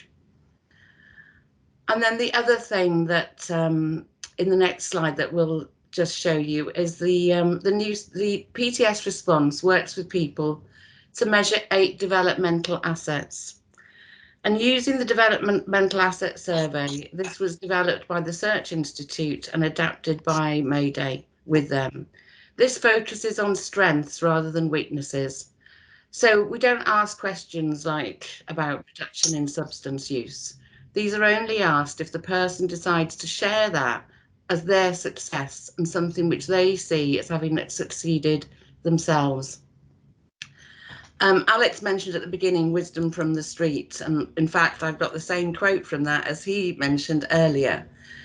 What we learned from the first wisdoms in 2011 is that people spoke about the difficulty of moving on positively.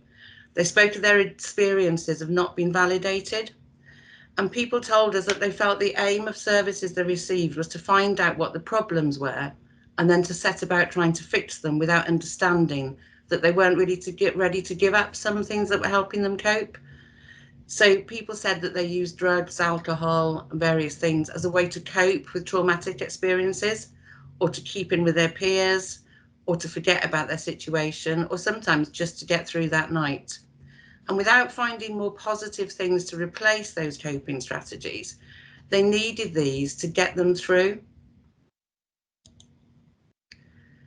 And then we're going to come on to brokering, which is going to be the main part of our conversation and what we hear from Danny and Sam. Brokering is a key element of the PTS response, and it's how PTS coaches work alongside someone to develop those social connections and positive networks, and developing a way out of their current situation and building resilience to help manage any future tough times. And in the NEF report that was referenced earlier, I love this description. It's described as a personal escape plan, which people have. So there are key elements of what brokering is about, and that's that it's dynamic, where a person explores things with their coach. It's about community. It's about responding to that person by really listening to what they say, and any response being individualized to that person. It's about being person-led, and it's about that situation being regarded as transitional. So again, it's how people get out of that current situation in a way that they choose and is really meaningful to them. So that's a bit of background to this conversation that we're going to have. So Sam, I know that you've written a blog recently about brokering and your experience of it. And you were going to read that out to us.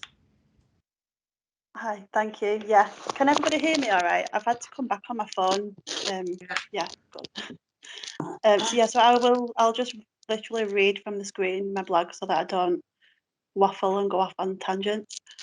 I was asked what brokering opportunities is and what that means. This sparked an interesting conversation among coaches at the time, old coaches like myself and new coaches. And it prompted me to reevaluate what brokering opportunities has meant to me as a coach, individuals I work with, and reflect on what brokering opportunities means in practice day to day within PTS. As always, when it comes to coaching, there is no procedure that's fixed or process, as each coach will find their own way of working, influenced by every individual that they work with. From my perspective and experience, I would summarise broken opportunities as a person being offered an opportunity to choose to do or act differently because they are presented with a choice that allows them to remove themselves from the confines of their current situation or self-perceived limits. The choice presents them with the opportunity to access a meaningful experience. The opportunity is entirely associated with the person's interests, goals, and ambitions, and the coach has no part in deciding what, when, or why that is their chosen meaningful experience. There is nothing typical about the opportunities that I have brokered as a coach or the choices people make. It is truly about their dreams and aspirations. The one factor that is common to highlight is that every time a person chooses to participate in what they connect with, an internal process happens. It's like a spark is ignited that reconnects the person to a part of themselves or connects them with what speaks to them as a human. PTS coaching works for people because change becomes sustainable and real for someone when the person chooses the changes they want to make. Brokered opportunities result in humans fulfilling their passions because they connected deeply with an experience that reminded them that they are more than their circumstances or how they may feel perceived by broken systems.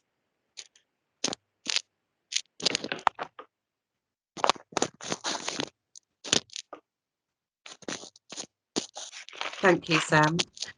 Okay, so what does that actually look like in practice then for you as coaches? Do you have some examples of how this works in reality?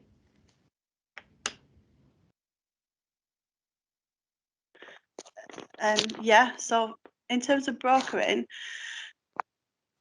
can be something really kind of outside the box, really unusual, something that's really individual to a person. So, for example, I've worked with people around interests such as writing poetry, and we've looked at linking in with local poets, getting involved in an open mic night and sharing their poetry, and sitting down and having conversations with other poets and people that are interested in writing.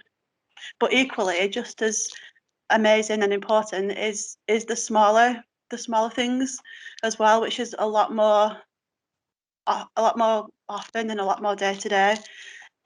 It's people being able to get to where they want to go. So, for example, it's going seeing someone that they've not seen for a long time, either because they've moved away from the area or they've not spoken for months or years, or they just want to go back to something that they remember from when they felt things were going well and positive, and that may be linking in with people and connecting with people, or it might just be going back to an area which is familiar for them, and sitting in a local coffee shop or a library or anywhere in the community, or walk in a park that they haven't been to for a while, that just allows them to reconnect with what is important and meaningful for them.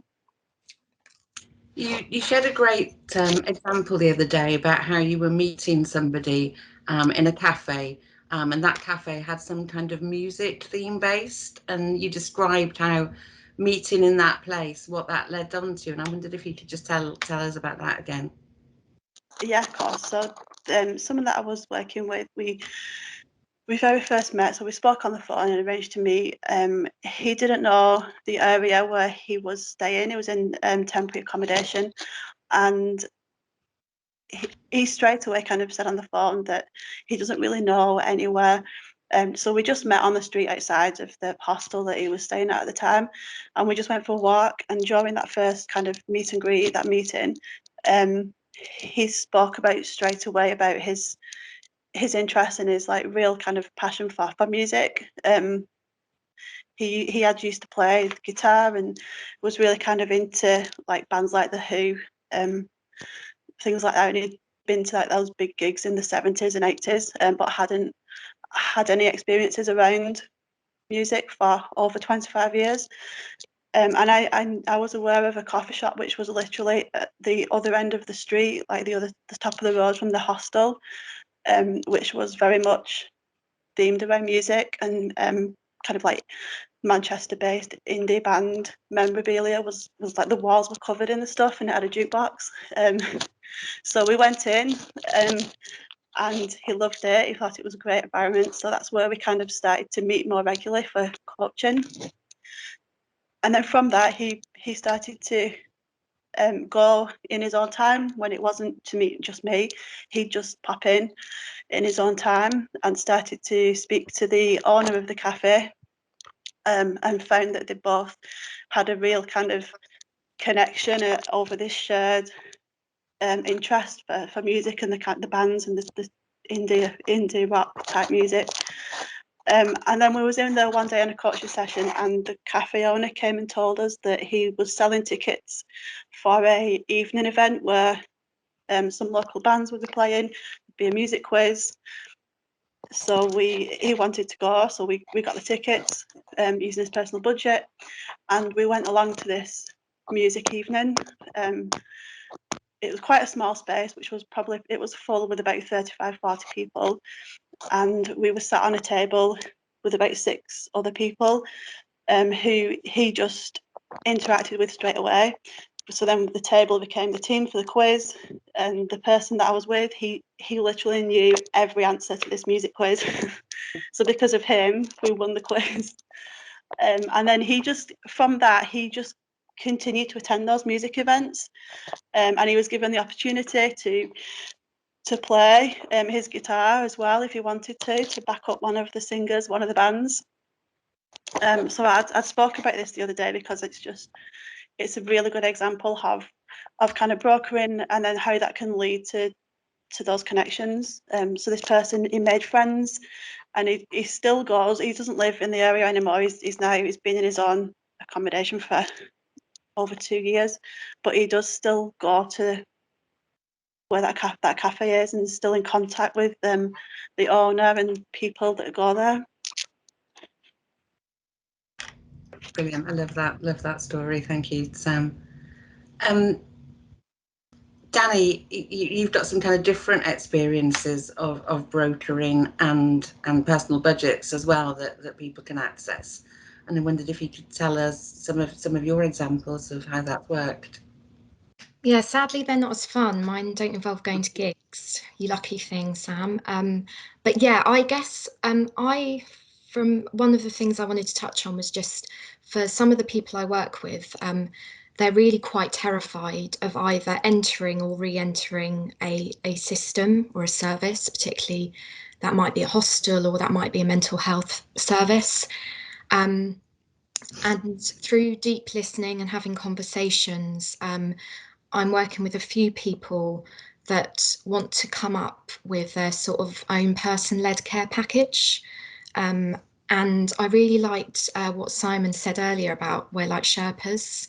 That really spoke to me, partly because I'm watching loads of Everest documentaries at the moment. But I really feel that what the woman said was, can I be there to hold her hand? And she said it in a sort of sarky way, and that links to what was mentioned earlier, is like, actually, you can have that sort of matey relationship with the PTS response. You can have quite a laugh with each other. A lot of the people we work with have, you know, all of them have a great sense of humour, but she was like, I don't literally want you to come in and sit with me and hold my hand, but in a sort of, you know, the analogy is that you're basically holding my hand and helping me with coming up with this care package. Because the mental health system will create this care package and we'll pull it on the people that we work with and demand that they go through all these referrals and assessments to access the support they need. And actually, in terms of Haringey, we're at quite an exciting time where we, and what was interesting with the NEF report mentioned earlier was how listening doesn't always lead to solutions, because the system doesn't work. And through deep listening, sometimes you just end up getting frustrated at a system that isn't person-led at all.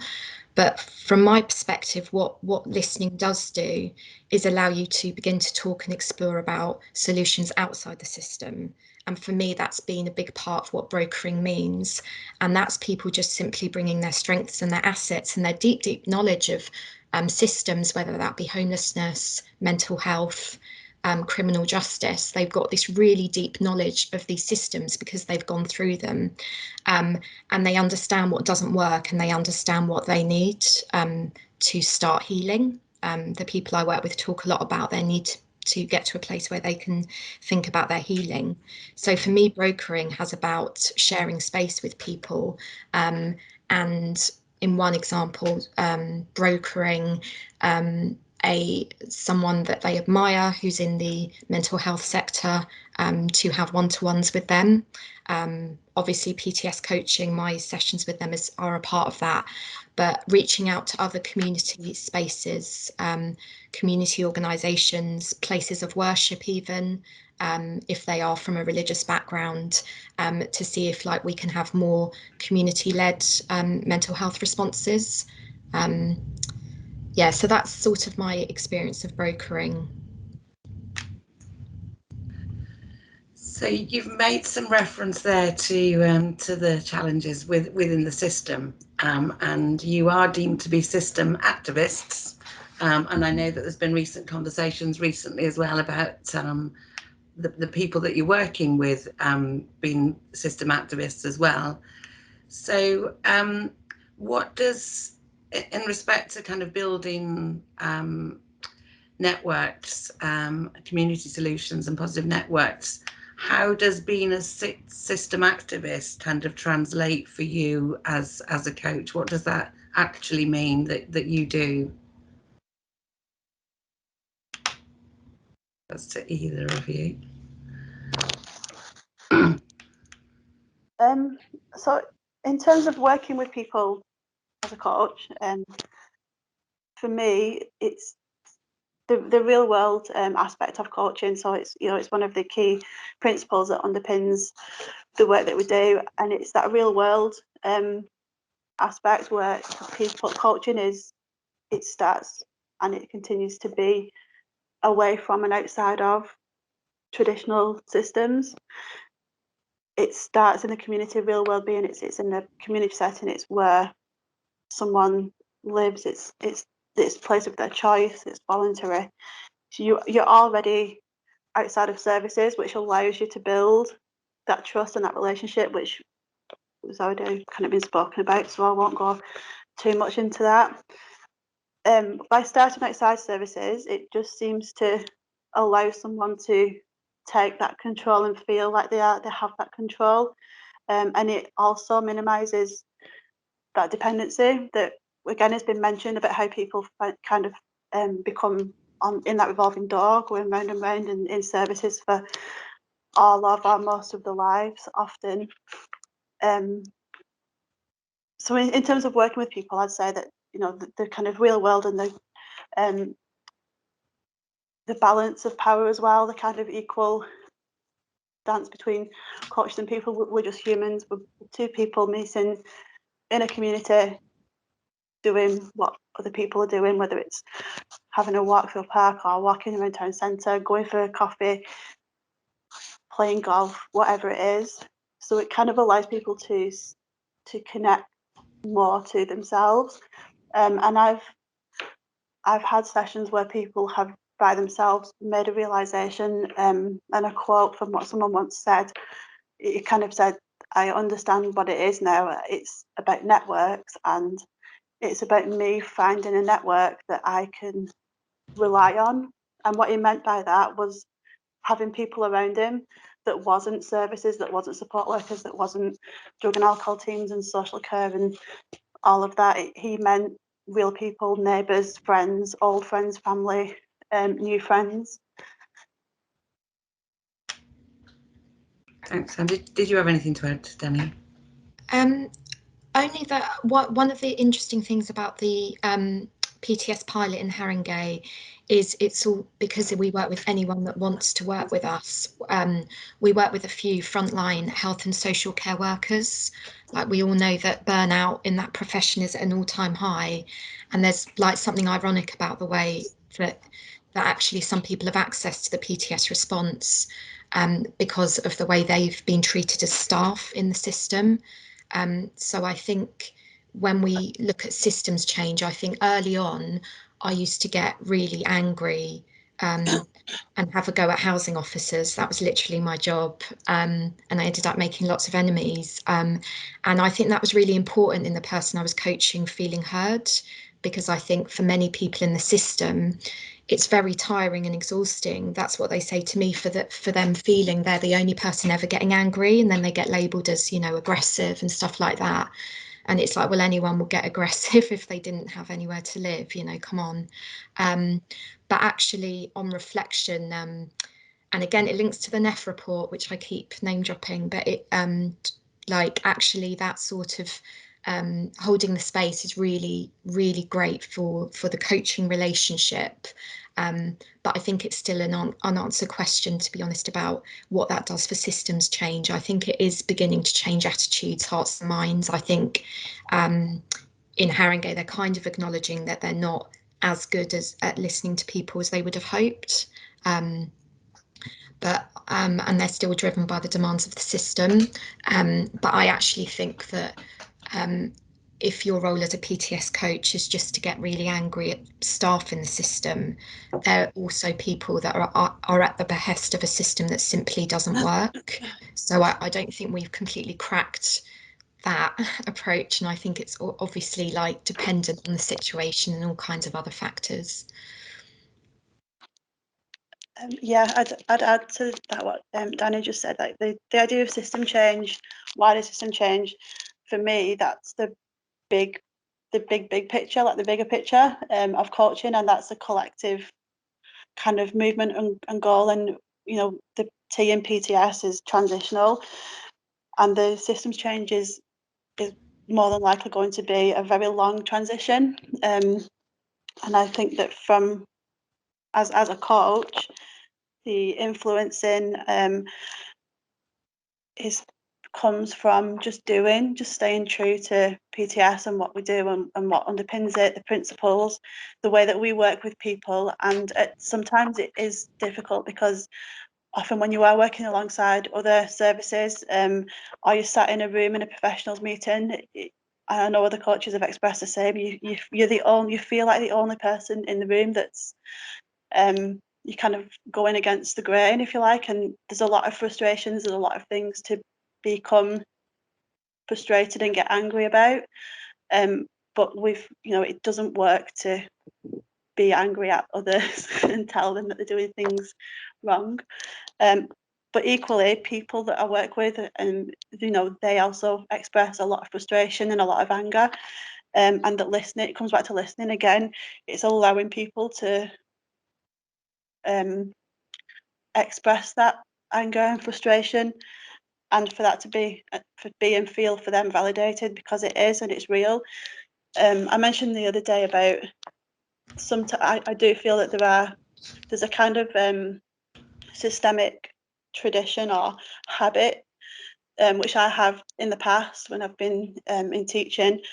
You almost kind of have unconsciously take a default position where you want to kind of defend, or you don't want to take on board that frustration and that anger from someone, especially when it's aimed at a service that you're potentially working within. But it's really important that people can be really heard without judgment and without being shut down. And so that itself goes a long way. Sorry. Yeah. So is that where a bit of the influencing comes in, where you're kind of modelling a different language or a different attitude towards people? Yeah, and I found that the best way to get that across is simply just by doing it, by always doing it. It does get noticed more than I first realised when I was started coaching. I've been with the brick of, we've been kind of, because of COVID, in a different situation with accommodation since 2020. So it's been the kind of one basically based in a hotel.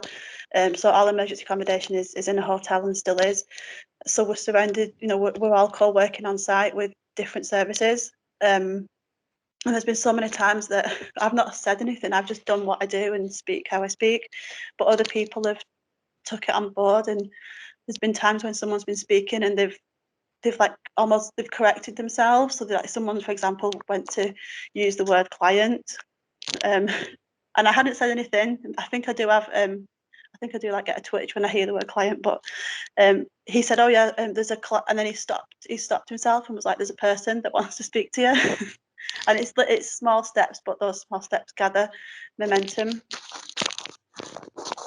And for me as well, a lot of positive networking with like-minded organisations and connecting with, like, from where I am up, in the northwest, the likes of Homeless Link Network, Better Than Our, it's kind of collective, which was started by someone from Changing Lives, and it's just been involved with those kinds of events and getting together with people that are on the same page as well.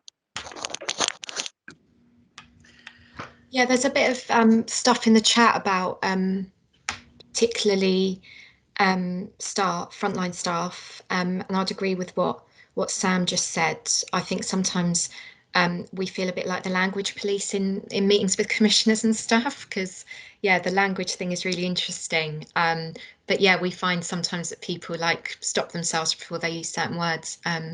There's stuff in here just about these sort of arbitrary outcomes often that other frontline workers have to work towards. And the idea also, a frontline worker who I coach was saying to me, we've had a 2-year pandemic and NHS workers haven't even had any time off. And they were telling me actually the government put money into a sort of retreat type thing for frontline workers to access, just to talk to someone. But NHS managers wouldn't actually give the staff the time off to actually attend these sessions. So they have the budget, but not the time. But I think, yeah, for me, in a way, it feels like you can do the PTS response, and that's a very human way of being with people and holding space with people. And actually, if we take that approach to staff in the system as well, I wonder what outcome that would have. But I guess it's always that sticky thing of you want to have the person's back of the person you're coaching, and that does sometimes involve sticky conversations with staff. But I would echo what's said in the chat. The vast majority of the people we work with in the system, who are workers in the system, reflect on how they wish they could work in a more person-led way. And they wish they could just take people they work with out for a coffee and just chat and hold space together. Yeah, but the system doesn't allow for that approach, which I think is really sad.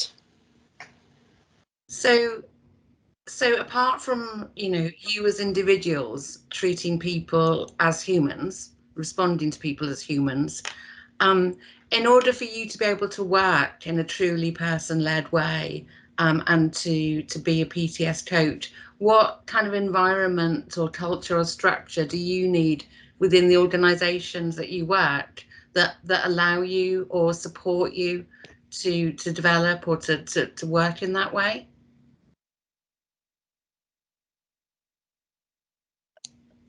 Okay, so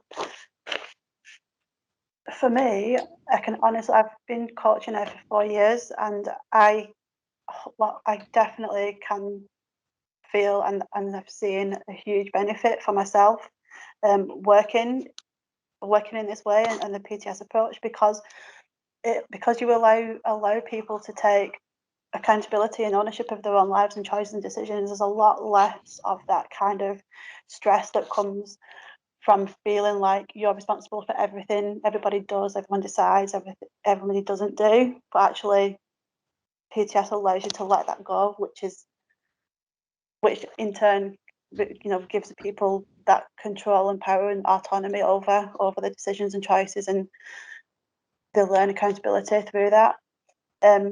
It's really important for me, and I'm very fortunate to have that in place. It's more than just a line manager that's on board. It's a whole organisation. It's leadership all the way through, and culture within the organisation that is open to PTS. During my time at the break, I've definitely seen that kind of culture shift, where when I started, coaching was this brilliant, amazing thing, but it was coaching, and PTS was for coaches. But we've moved away from that, and it's a lot more, everyone is a lot more open, and it's through kind of a lot of internal influencing as well. Other teams are a lot more open to adopting kind of PTS principles and approaches. So as an organisation, it's a whole organisation approach. It's trust. It's very much mirrors what we kind of give to people that we work with. It's being listened to, being really heard, and being trusted. It's being trusted to go and do what we do. Yeah, I'll echo that. To be trusted by your manager, like Sam says, is really empowering. I think it makes us more efficient. I think we get more done because we don't have bureaucrats like breathing down our necks like other workers in the system. I think also in terms of, I know we touched on it earlier, but the way we approach personal budgets, and I'm sure Sam would agree, like where we're trusted to work with the person we coach to develop personal budgets, because this, money's not the answer to everything, but a lot of the problems that the people we work with face are about money. And I think we've talked before about the analogy of like, if you're from a more wealthy family and you want to access support for something, your parents or guardians wouldn't ask you to fill out a long assessment form if they were to lend you the money to do something. But the system makes you do stuff like that. And the approach where you can be led by the person, and you, Catherine, and others trust me when I say, I think this person needs this money to do this thing. We just need to bring down the system barrier. is really empowering for me as like a frontline worker. And the other thing I'd say is Alex coming in and talking about like self-organising teams, I think is really exciting. And I think I really like that approach, because I think it shows that you trust us, and that's a really positive way to work. I think I saw, Rita, that you've got your hand up. Is there something you wanted to ask the coaches?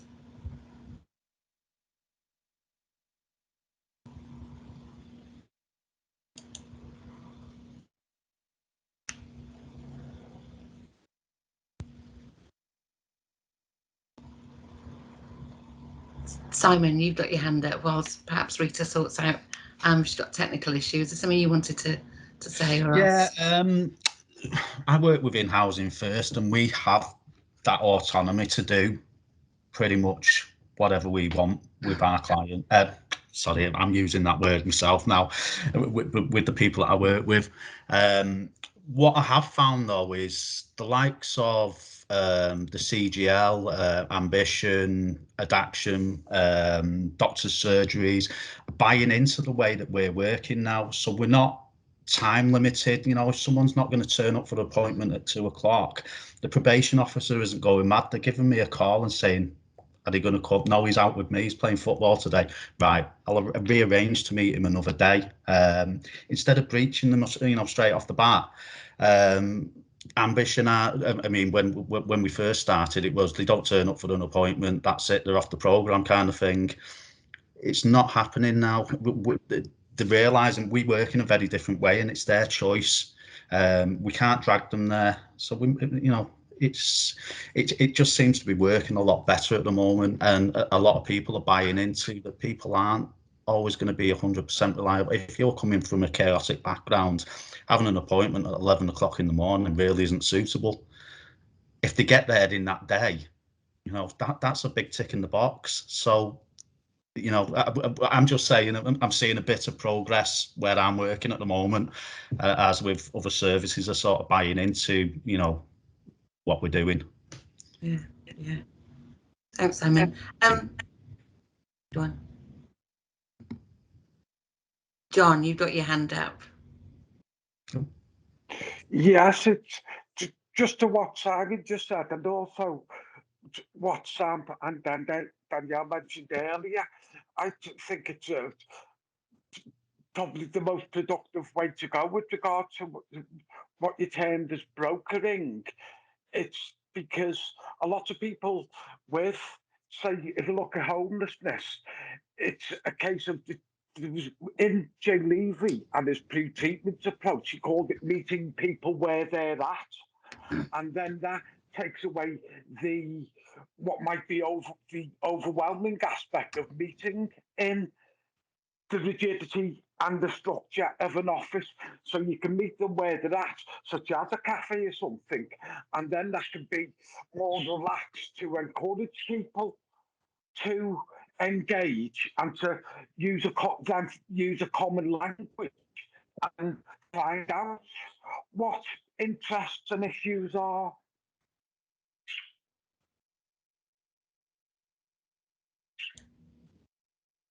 Thanks, John. Yeah, that's great. So we've got 6 minutes left, and I know that we don't want to overrun.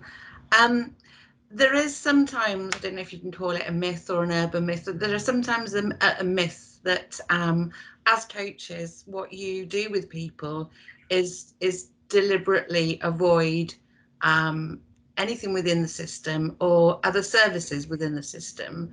So and so sometimes people have the impression that, for example, when you're working alongside someone, it won't happen that a referral or signposting to another service will happen. And I wondered if you've got any kind of examples or thoughts on that as a PTS coach. Yeah, I think it's really not an easy question. As I said, I work with people who really, I can't overstate how terrified they are of entering or re-entering certain systems. And I think some people in this room will have some experience of that. And I think but if we're really led by the person, for some people, they might understand the system to be their only route to healing, for example. And so it's not for us to like bring out academic books that, you know, tell them that they shouldn't access a system, because it's in the long term maybe not the best idea, because I think we have to come, John kind of alluded to it just then, like we have to meet them where they are in their lives at that time. And if we're going to be led by the person, and the PTS coach isn't there to give advice. But as I say, a lot of the people I coach do want alternatives to the system, and don't want to enter it. Others do, but I think it's a very personal thing. I think the problem is there aren't really alternatives for a lot of people, particularly those who have a lot of wants and needs and don't have the financial means to go private. Like there's no choice but going on an NHS waiting list, you know. So I think it's a complicated one. Yeah, there's countless times. Honestly, I couldn't give a number of how many times in coaching sessions people have said, you know, it comes back again to people expressing almost frustrations with systems, saying that they have been working with a drug and alcohol service and that program isn't working for them because the program is about stopping drinking completely, and they don't want to stop drinking. They might want to reduce the drinking for whatever reason. Maybe it is because they want to have more support around housing or mental health, because what I find and what people around this area find, it's probably the same anywhere. But if somebody is using a lot of drugs or drinking a lot of alcohol, mental health services will not accept a referral a lot of the time, because it gets put down to alcohol induced or drug induced. So sometimes people access a service to reduce the drinking, and they've told me that they don't feel that they feel that they're expected to do things that are not realistic, so they choose to start working with that service, which is entirely their choice. And like Danny said, we're not there to advise people or tell people what they should or shouldn't do. But in those kind of instances, it's really important to be able to listen, and it's that response. It's the response that we provide as coaches. And for me, it's about just being honest with people and just saying, well, okay, then what works? What would work for you? What do you want? What do you mean when you say reduce your drinking? Is there a point where you feel you're in control? And when that person says, I feel like my drinking is under control, then I accept that, because everybody decides how much is within the control and how much is too much. I'm sure there's many of us that go out on weekends and we might know when to stop and we might not, but everybody as an individual has to again, it's that control and accountability and that self learning about who you are and where your limits are, because everybody's is going to be different. I think though that referring into services, it is inevitable, and it does happen. I've referred people into services, not because I've said you need to access this service, because I can't tell you what to do with that, but it's because we've had a conversation, we've explored what the person is going through or feeling and what they think is the solution. And if that solution for them is to access a service which provides specialist therapy or treatment, or a programme around drug and alcohol reduction, then that's absolutely fine for them. If that works for them, then that's fine for them, and that's fine for me. Mental health becomes more sticky, I find, and what I have kind of picked up from coaching and past experiences is I think that there's almost like the boundaries where mental health is and mental well-being are very blurred. And I think they're blurred for people. I think they're blurred within society and within our culture. But what I have found is that through coaching, through listening and being able to have the confidence to allow someone to trust you enough to tell you, to tell you everything they want to tell you and get it all out there. For me, in my experience, 99% of the time, just being listened to is enough. I've learned through various training and just experiences that you can identify where there is a very specific need for a referral or for intervention or for treatment when it comes to mental health illnesses, conditions, diagnoses. And I think that there's just something about the boundaries between that and mental well-being, which we all have. We all have mental health, we all have well-being. Our well-being sometimes dips, it sometimes drops really low, it's sometimes really high.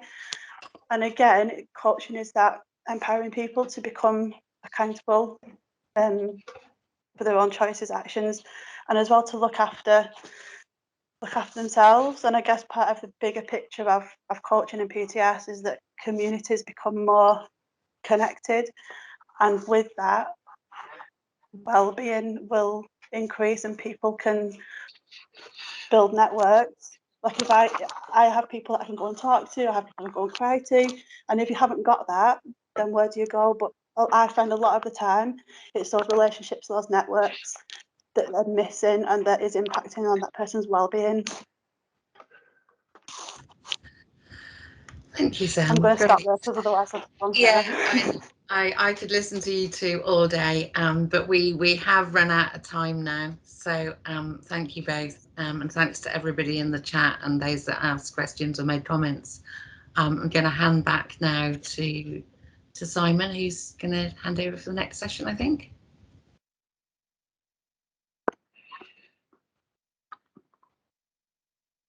Oh, you're on mute, Simon. Like you. Trying to unmute. There you go. I was just, you probably missed all that. I should have done some charades or something. Yeah, brilliant, Sam. Brilliant. Danny, it's just lovely to hear you speak and how positive you are about the PTS approach. It's just amazing how some simplistic, just, treating people as you treat anyone else in your life. It just works, doesn't it? Again, I'll go back to that toy I was going to use this morning. Round peg, square hole. Doesn't work, but we keep on doing the same old thing. We're expecting the results to change. The system needs to change. The way we treat people needs to change. And the sooner we get to that point, I mean, I've just alluded to the fact that we have small wins in Liverpool, whereas at the beginning, I was constantly arguing with drug workers, social workers, this, that and the other. They've took it on board now, because I'm not going to back down. I'm like a dog with a bone. And they've changed little bits. It's small changes, and we can all make small changes within our organisations. I can't wait for this next bit, to be fair. System change, the role of the PTS. I think it's Rob, Ollie and Joyce. Be nice to hear this one. Thank you. Take it away, Rob. Thanks, Simon. I'll step in quickly before I introduce people. So this is what I described as the graveyard slot, because we've had such amazing speakers so far, and Robert and Joyce are going to have to cope with me, I'm afraid, for a little bit longer. One of the things in the report which was talked about was about the need to demonstrate a little bit more how the PTS coaches actually deliver the system change that we want. And there's also clear things that have been identified in the report and through all the conversations today, which demonstrate actually that a lot of the time the system is the thing that gets in the way of the amazing work that the PTS coaches do. So aware that we're approaching the end of this session, people's energies might be flagging a little bit. I've prepared a gimmick to help us stimulate some energy. So we have a 5-minute system change countdown. If I can just get that up, and I will introduce Robert first, who will have 5 minutes to talk about system change within Mayday and his experiences. And after 5 minutes, I will turn it red, Robert, so that you know that you need to stop talking. So over to you. Wow, that is pressure. Okay, so hello, I'm Robert. I work for Mayday Trust and have for the last 14 months or so. Part of my role in Mayday is to take all the stuff that we are learning, take all the experiences that the coaches are having alongside people and try and shove it in the faces of people that can make changes to the systems. And how do we do that? So there are lots of opportunities. We are doing what we can to get in front of people through events like our own, like this one today, which has been fantastic to see sort of 60+ people engaging with the whole conversation throughout the morning and seeing things online. And those kind of bits are really important because people start to see that shift, start to see that people are talking about something that might be a little bit new and start to engage in some of the conversation through that way. But it's also about attending other people's events and getting in amongst it with other organisations and other parts of the sort of social care sector, not necessarily just sticking to the kind of homelessness conversations, but seeing where else people want to start talking about a more person-led and strength-based way of working. So we've got events with the NHS coming up. We referenced earlier about the importance of talking to younger people, and we're going to be at a midwifery conference soon talking about really, really young people. So it's really about trying to make sure that we can share what we are experiencing and some of what the evidence is saying with people that are not necessarily the sort of usual suspects of those that might engage with this stuff. Partnerships are really, really key. So we're doing lots of work alongside other people that are on this call, the likes of Platform and Homeless Network Scotland and Changing Lives and ourselves to try and think about how we can push some of this message into the four corners of the UK. But partnering up with like-minded organisations. Homeless Link had a massive conference yesterday, and the key message from that is that people should be able to have an open door for themselves and should be able to have their own place to call home. And so trying to jump on the back of some of those messages is really key to continue to push that relationship first message. And the big boys, Crisis, Shelter and others like that can give us a chance to really amplify some of that conversation and make sure that system change is really at the heart of what we're trying to do.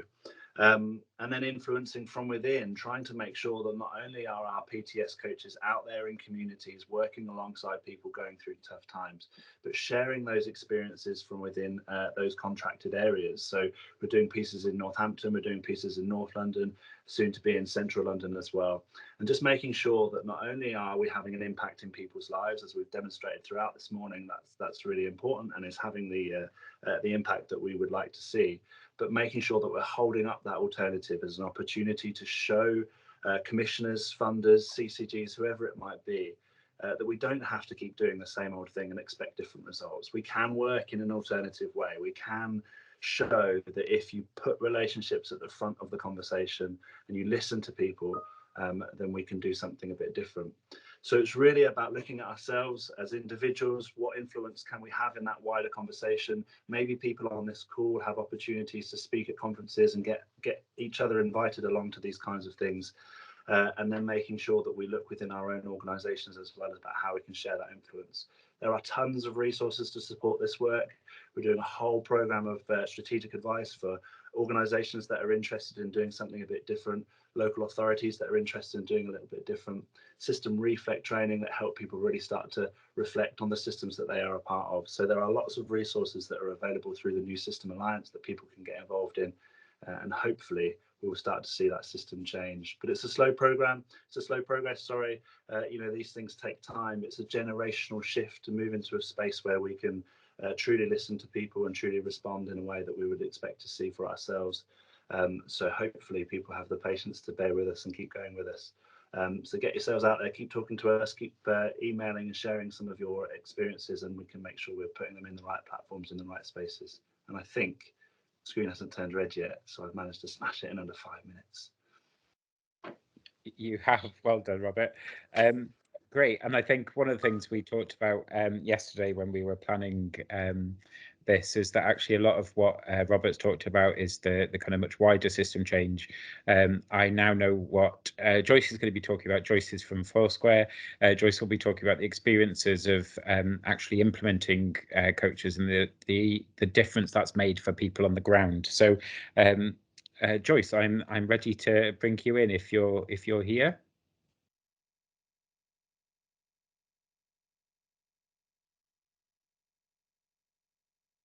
Are you there, Joyce? Yes, I'm here. Can you see me? I don't know if my video is working. We can't see you, but we can hear you, so that's good. I'm gonna try and put the video, and I've been working on it. Yeah. So from my own point of becoming a coach, we started working in just the day before lockdown, and it's been a very exciting journey.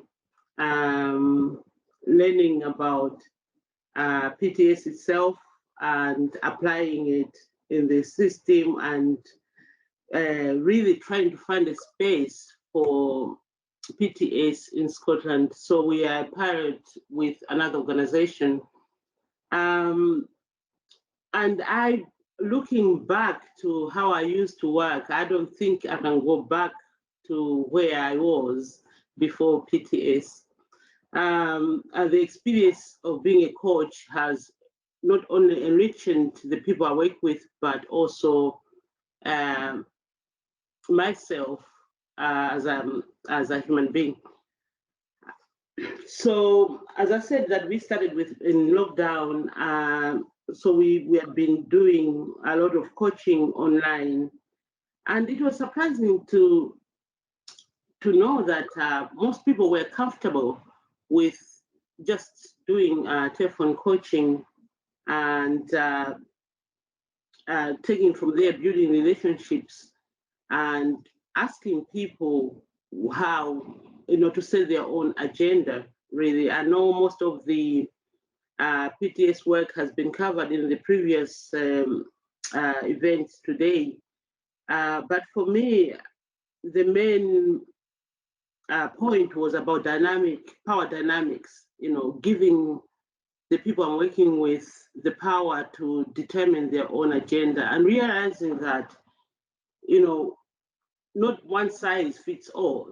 People are different, and people will come from different backgrounds, and people will have different aspirations and different strengths, but giving them that opportunity to determine, how they want to live their lives. So that has been very, very interesting.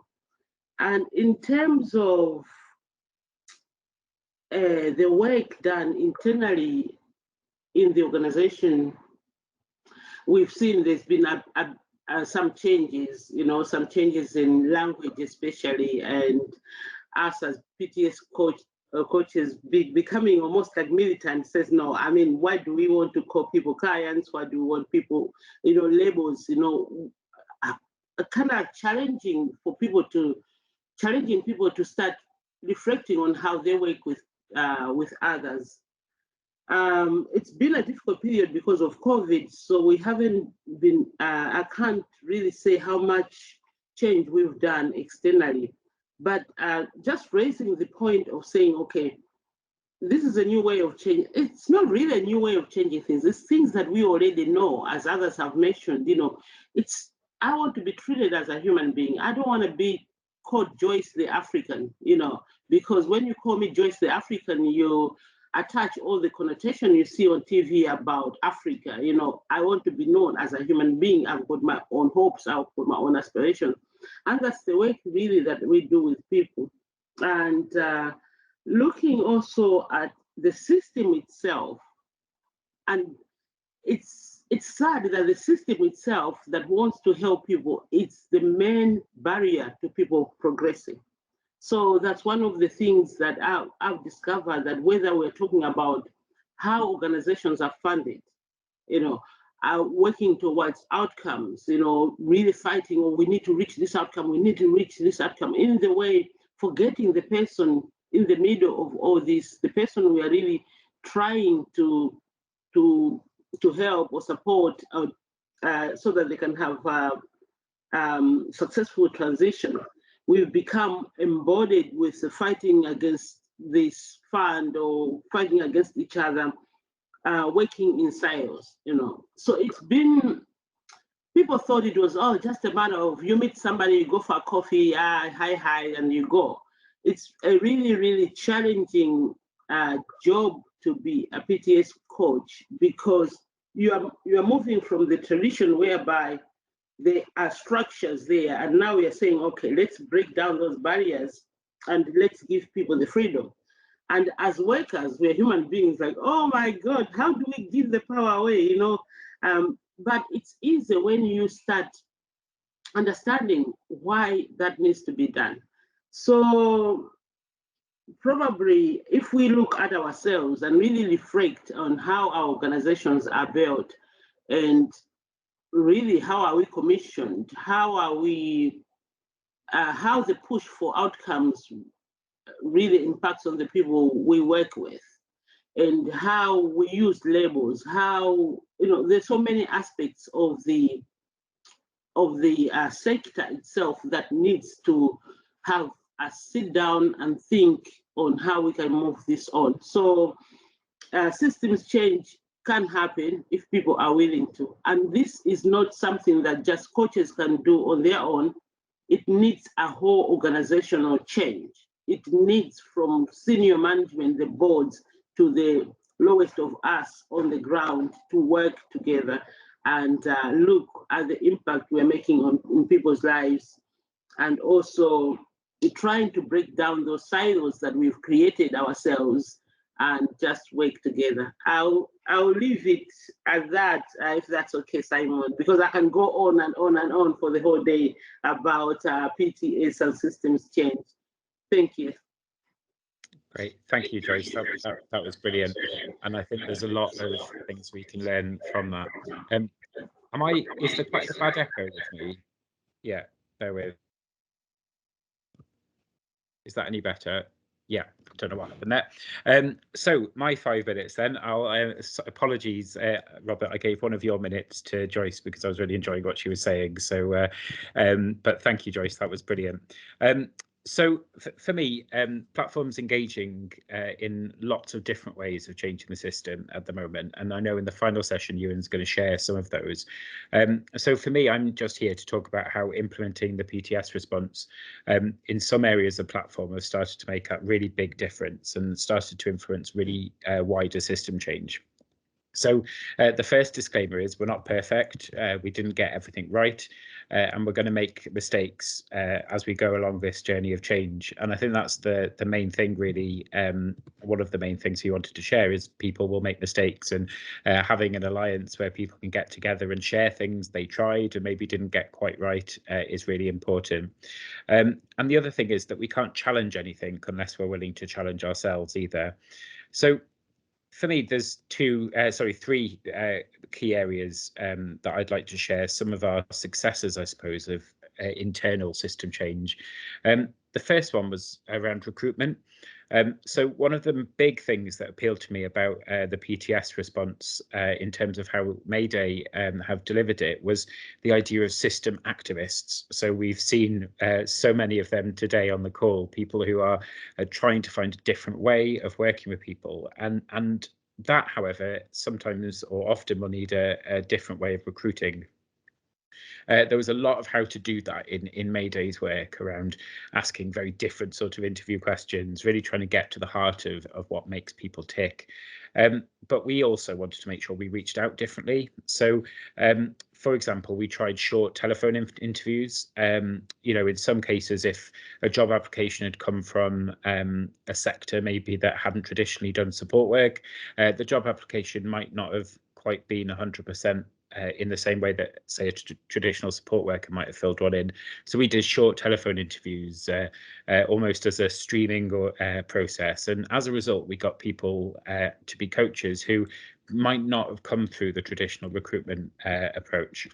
And this was important because it widened the perspectives around the coaching pilot. So we didn't just recruit traditional support workers, we recruited a wide mix and variety of people. And it's given us a brilliant group of coaches within platform. The second thing we wanted to get right was challenge. And this is where, you know, I, as the PTS head of PTS in platform, really focused a lot of my attention, because it can be really scary and hard to get right internally, especially if there's any type of hierarchy. So we set up regular reflective sessions internally with our PTS coaches, where we worked really hard together as a team, not just me, not just other managers, but all of our coaches together, to create a safe and secure place for people to raise issues. And we also created a learning log template. So these are things that our coaches fill in monthly, and they reflect on something that we've called the 5 Ps. So personal, you know, what do they bring? Any unconscious bias, any judgments, any assumptions? Practice, how they work, what training they need, any support they need. Procedure, so what do we do around that team within platform that makes things easier or harder, that get in the way? Partnership, what do our partner organisations or commissioners do that makes things easier or harder? And then finally, policy. So what does government policy or wider systems do that make things difficult to change systems? And these provide us a way to filter a lot of the information that we get and hone it down to key things, and really helps us generate a lot of evidence about things that we could do differently or things that we could start campaigning on. And finally, the third bit is around constant learning. So we invested a lot in our coaches, so they feel like champions for change, they feel invested in, they feel confident and skilled. When we first started, we threw our coaches out kind of into the world and just told them to be activists. And we did have amazing people and do have amazing people with that real passion.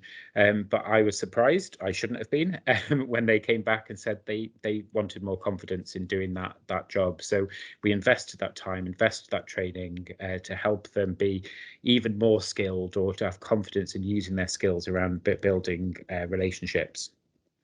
So the end result of that is we've got a powerful group of coaches, and whether we call them system activists or agents for change, they're really useful and active catalyst for that change within platform.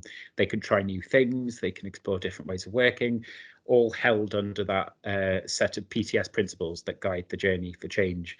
So this is just the tip of the iceberg. I think that's under 5 minutes, but I'm going to flash it to Red anyway, because it's fun. And we should now have 5 minutes for questions if people would like to ask any or comments at all.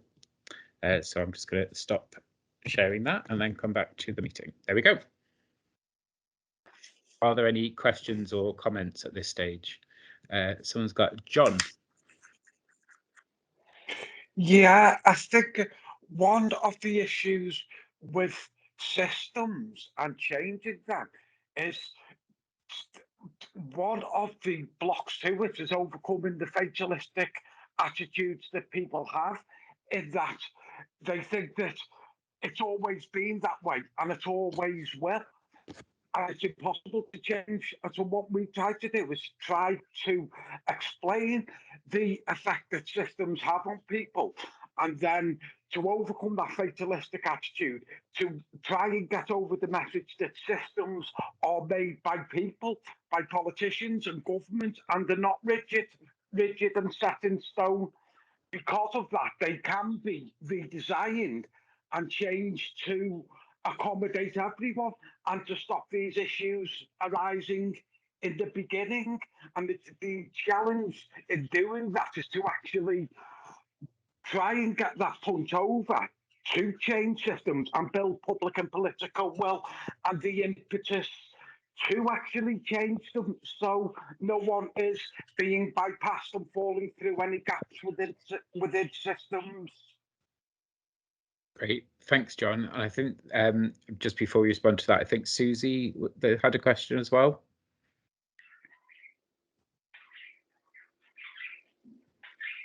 Sorry, I couldn't get myself off mute. I think just a really, really honest conversation with ourselves as organisations about how much we're invested in this change as well. So, you know, I love what I do and I love the way that I do it, but I hate the way that I have to do it for my organisation sometimes. And it's how we get people to invest in that in some way. And you know, we're so tied with with contracts and expectations and stuff that, you know, sometimes we're unable to sort of advocate for ourselves and say, you know, actually, no, we're not going to do it that way. We need to do it this way because this way is the way that it should be. This is the way that it works. This is the way that you work with an individual, not that it fits into a box that's labelled and works in that particular way. And I think, you know, giving organisations the trusting in organisations to work in that way is just in essence the only way that it can work, really. I mean, in terms of, could I ask the question in terms of how the services are commissioned and what reporting do you have to do? That's yeah, I mean, that's definitely something we can explore in more detail, sort of individually, if you're interested, Susie. I know we've got a mix within platforms, so we've got local authority commissioners who are quite flexible, but we sort of have to. We do sort of have to go through the motions of filling in their official kind of returns, but they are also aware that we're trying something new. And we've got a housing association that commission another coach, and they're very, very flexible. I don't know, Joyce, how your services are kind of do your reporting and how you're commissioned. Yeah, at the moment we're working within another registered service. So those challenges, that means the PTS is embedded within another service, and the autonomy kind of gets a little bit restricted. But I think you're right. I mean, we are just absorbed with working towards outcomes because of the funding aspect and stuff. And I think if we could remove the PTS from all these challenges, we would have a service that is able to help us move on within organizations, and also maybe have a part. I don't know how other services are made, but I'm just talking in terms of us here in Scotland. In order to move on, we cannot embed PTS within a traditional service that's so strict on outcomes, so strict on reporting to commissioners and stuff, and really lack of space to speak to those commissioners. So probably the way organizations are funded is one of the areas that PTS can make an impact and see how we move, we progress this, because there's no point of bringing in, it's like putting new wine in old skins, it's gonna burst. So yeah. Thanks, Joyce. Robert, did you want to mention anything separately? Yeah, I mean, it's hard, it's really hard, and there has to be a real sense of kind of bravery with a lot of this stuff, I think, and the power in saying no to things is important, and always very difficult as well within the infrastructure of charities. You know, there's a lot of reliance on different funding streams and relationships that come with that. So standing up and saying we're not going to do it like that is not easy. Mayday have been on a huge sort of journey, I guess, over the last 10-11 years, and you know, that's included huge changes to staff numbers and income streams and board members and senior managers and everything in between, and I guess it's just a case of trying to understand where we sit within that system and what we want to be known for, what we want to push for, what we want to influence and change. Catherine's referenced in the chat there that we could have further conversations on how that sort of funding and reporting works, and we'd be up for that for sure. It's not easy is probably the way to frame it. Thanks. Yeah, and I'll draw it to a close there, because I also want to hear from Alex and Ewan at the end. But I think to pick up on what John said as well, you know, a lot of the time we can feel trapped by the fact that there's such a huge amount to change. That's one of the reasons we looked at those 5 Ps, because we wanted our coaches to be able to compartmentalize a little bit and to focus on what they can change, and if they can't change the big things like our benefits, welfare policies, government we have, things like that, then at least that can at least be recognised and acknowledged, and then other parts of the kind of alliance then might be able to campaign and challenge.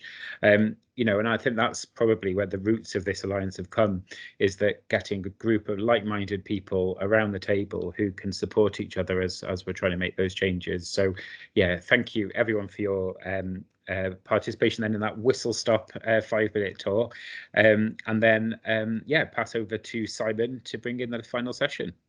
Thank you everyone. Thanks Ollie, thanks Rob, and thanks Joyce. Again, just brilliant. I've just got a few things that I'd like to. The commissioning, the way we commission services is historic, and we seem to commission services for the sake that they've been there for such a long time, without any real, you know, looking at the smaller services. That someone mentioned it earlier, the grassroots services that are doing the majority of the jobs, who are picking up all the overspill. How we change that, I don't know. How we change local authority. I was in local authority for a number of years, and it's so difficult. I don't know, but employing a PTS coach within an organisation to work with people has got to be a start. Getting more people invested into the PTS approach and how we work with people, again, it's a no-brainer. It works. I'm going to pass you. Well, what's next? Pretty much. It's Alex and Ewan talking about what's next, really summarising what we've been through today. And there's Ewan. Thank you. Thanks, Simon. Hello, Ewan. How you doing? Hello, Alex. How are you? I realised we haven't rehearsed. What are we doing?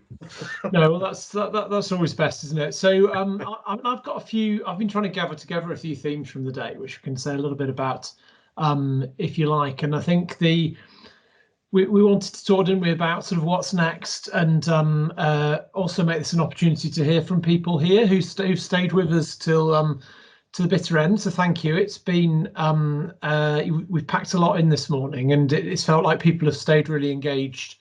So thank you to that, and thank you to, of course, Simon and everybody who's given us so many useful thoughts and wisdoms and some really powerful messages as well.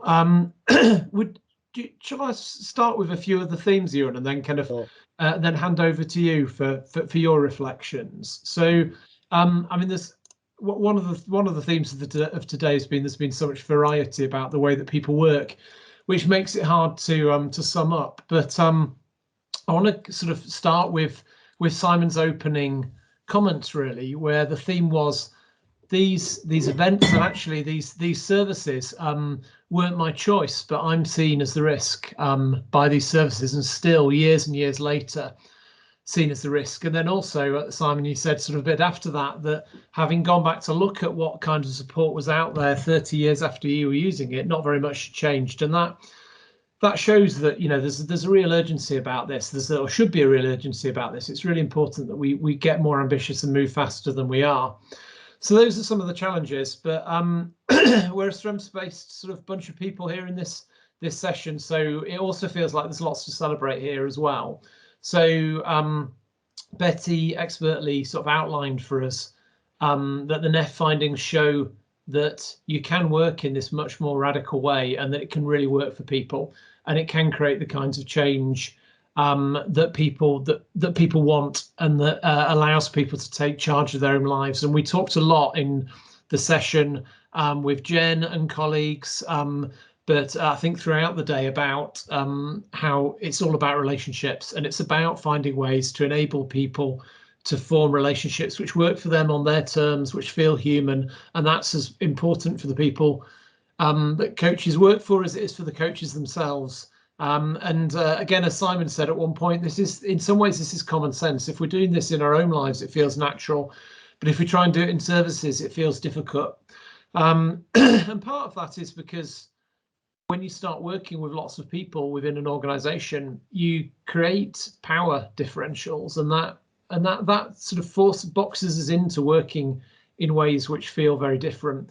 And a lot of what we're trying to do, I think, in the various organizations represented here is find ways to create those relationships safely in which people can have much more equality, much more choice, control, and much more human relationships. So there's been a lot about the practice of that in terms of how you start those relationships, how you end them successfully, how you look after yourself on both sides of that coaching relationship. But then also we've been starting to talk about what kind of organizations do you need to house them, and then how can those organizations, the people working in them and with them, start to change the wider public service system. So hopefully it sort of felt like we've got specific and started with real lives and real work, but then also started to kind of branch out from that and build from that to something much bigger as well. So that was my thinking around the day, Ewan, and just really interested to hear from you as well. Thanks, Alex. And I mean, I won't repeat everything you've said for the sake of talking. I agree with everything you've said. And I suppose there's something about finding your tribe. When we found Mayday and the New System Alliance was kind of embryonic, it felt like we know there's a problem. We know we want to be part of the change. And it felt like finding our tribe, and today feels like that. But then I also have this feeling of heartbreak, really, that we're sitting here talking about human relationships being, and I know, Simon, you were going to try and not swear, but I never managed not to swear. We're talking about human relationships being fucking revolutionary, and that's obscene. You know, our systems should not be as unkind as they are, and we should not be sitting here talking about being kind to people and talking about people's strengths and walking alongside them being a revolution, but it is. So my reflection is, I'm kind of angry about that, but I'm excited about the journey ahead. I know, just because I've worked in the system for a long time, that the change is difficult, and that we can get angry about the system and the people in that system that feel like they're in the way. I was really appreciating the conversation really around kindness and the understanding of the why. So I kind of tend to take a positive philosophical choice about the world and people, inherently good most of the time, trying to do the right thing, and often it's the system that's preventing it. So I'm really interested in this idea of the coaches as system activists. And Ol's session just earlier, you know, it's really happening inside Platform. We've got two purposes for being at Platform. One, to develop what we believe is a more helpful narrative around mental health, which is along the lines of what Jen was talking about earlier, rather than our obsession with psychiatric labeling. And two, to make the systems that are there to help actually help. So I guess without rambling much further, I'm really looking forward to the Alliance taking shape. I want it to be a creative place that welcomes system changes in, that isn't looking for a one-size-fits-all solution to what's going on, but is a hotbed of brilliant, strengths-based, person-led ideas and experiences, and that we grow in strength and reputation and influence over time, and that we start to see measurable shifts in how the system treats people having tough times.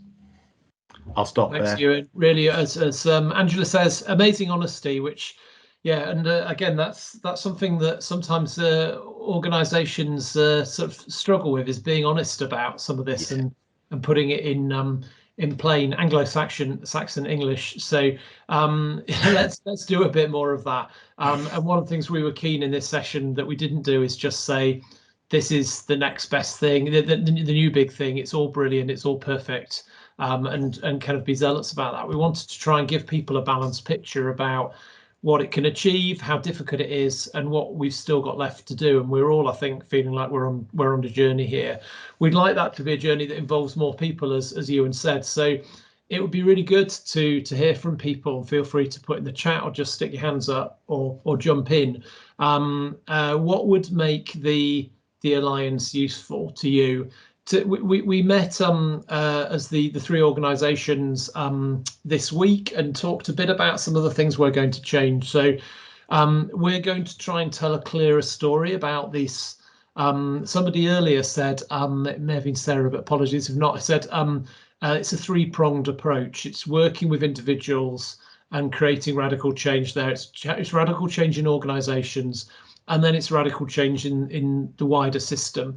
And essentially, we want to put that sort of three-pronged approach much more simply in the story we tell about the Alliance. And then we want to be really clear with people about what's on offer. There is a lot of support that's on offer and a lot that you can be part of. So you can be part of the network of PTS coaches. If you want to embrace that whole model, there's a massive platform behind it, learning materials that's been developed over years. There's a qualification, there's sort of everything you need to recruit and induct and do that. If you don't want to do that model because it doesn't quite fit with your organisation, we want it to be clearer that there's also a lot of support to work in a more strengths-based way. And that's both in terms of the practitioner, but also as an organisation. So things like doing your own wisdoms approach, that open-ended sort of person-led inquiry into what's needed here, having sessions with teams around strengths-based working, doing little mini versions of what we've done today. So all of that's sort of there, but we want to kind of tell that a bit more clearly, make it a bit more inclusive for people. And I think we're trying to get a difficult balance between, we want this to feel radical. It should feel a bit uncomfortable. It should feel uncomfortable to us as people that are parts of it and as people that are hearing this story. But it doesn't want to feel kind of aggressive and judgy and like we think we're better than everybody else, because that's not really how we feel about it. We want it to be inclusive as well. Susie, you've said that hearing from like-minded people service is incredible and absolutely a no-brainer if we really truly want to support and help people in a way that's meaningful. Thanks for sharing that. And I can see that there is at least one hand up. So Angela.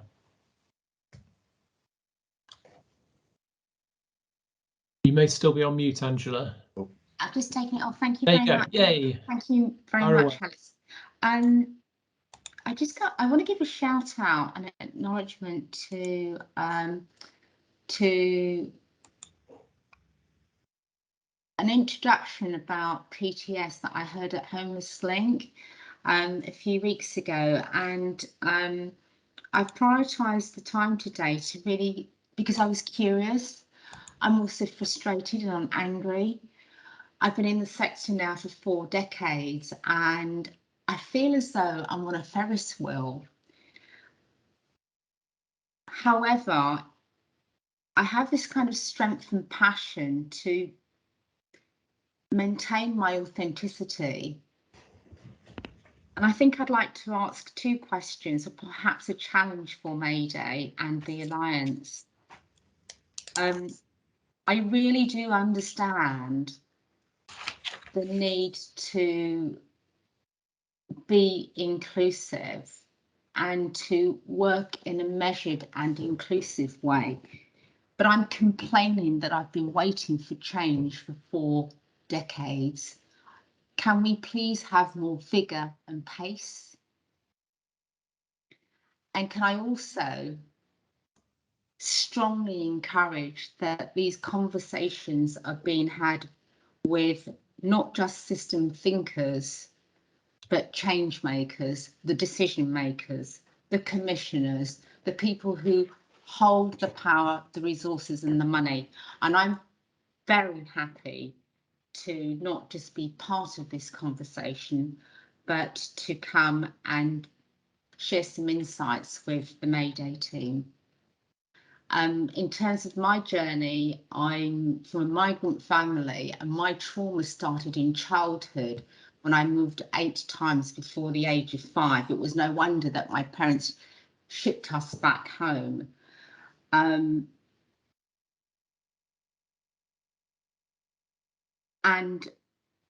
I've been fortunate to choose a career that's been in housing, health and social care and operated at a very senior level and as a non-exec director in health.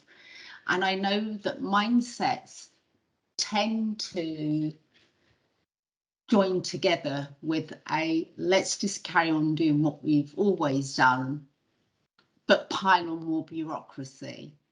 And I really want to be in a tribe that challenges that in a forceful way. So my challenges are more pace And can we please start tackling the system changes in the commissioners? Thank you. I think the answer to both of those is just yes.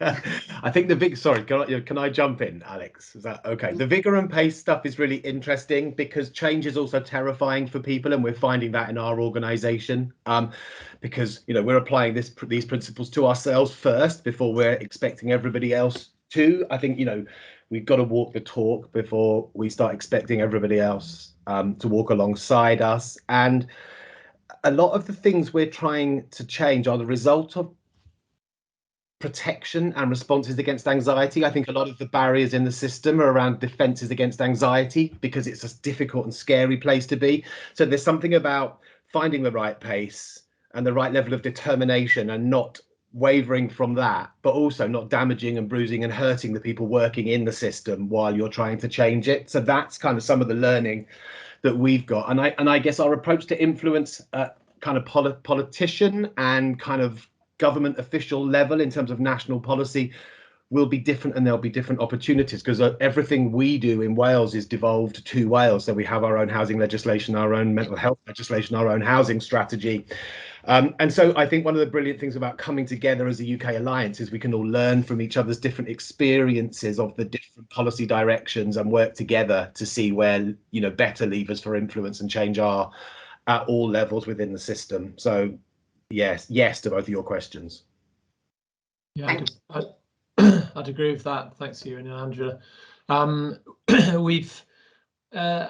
think we've got to meet people where they are, and I think one of the things that we've been talking about in Mayday is how do we ensure that the values of PTS working are embedded in everything we do as an organisation, including how we work with the wider system and try and influence. So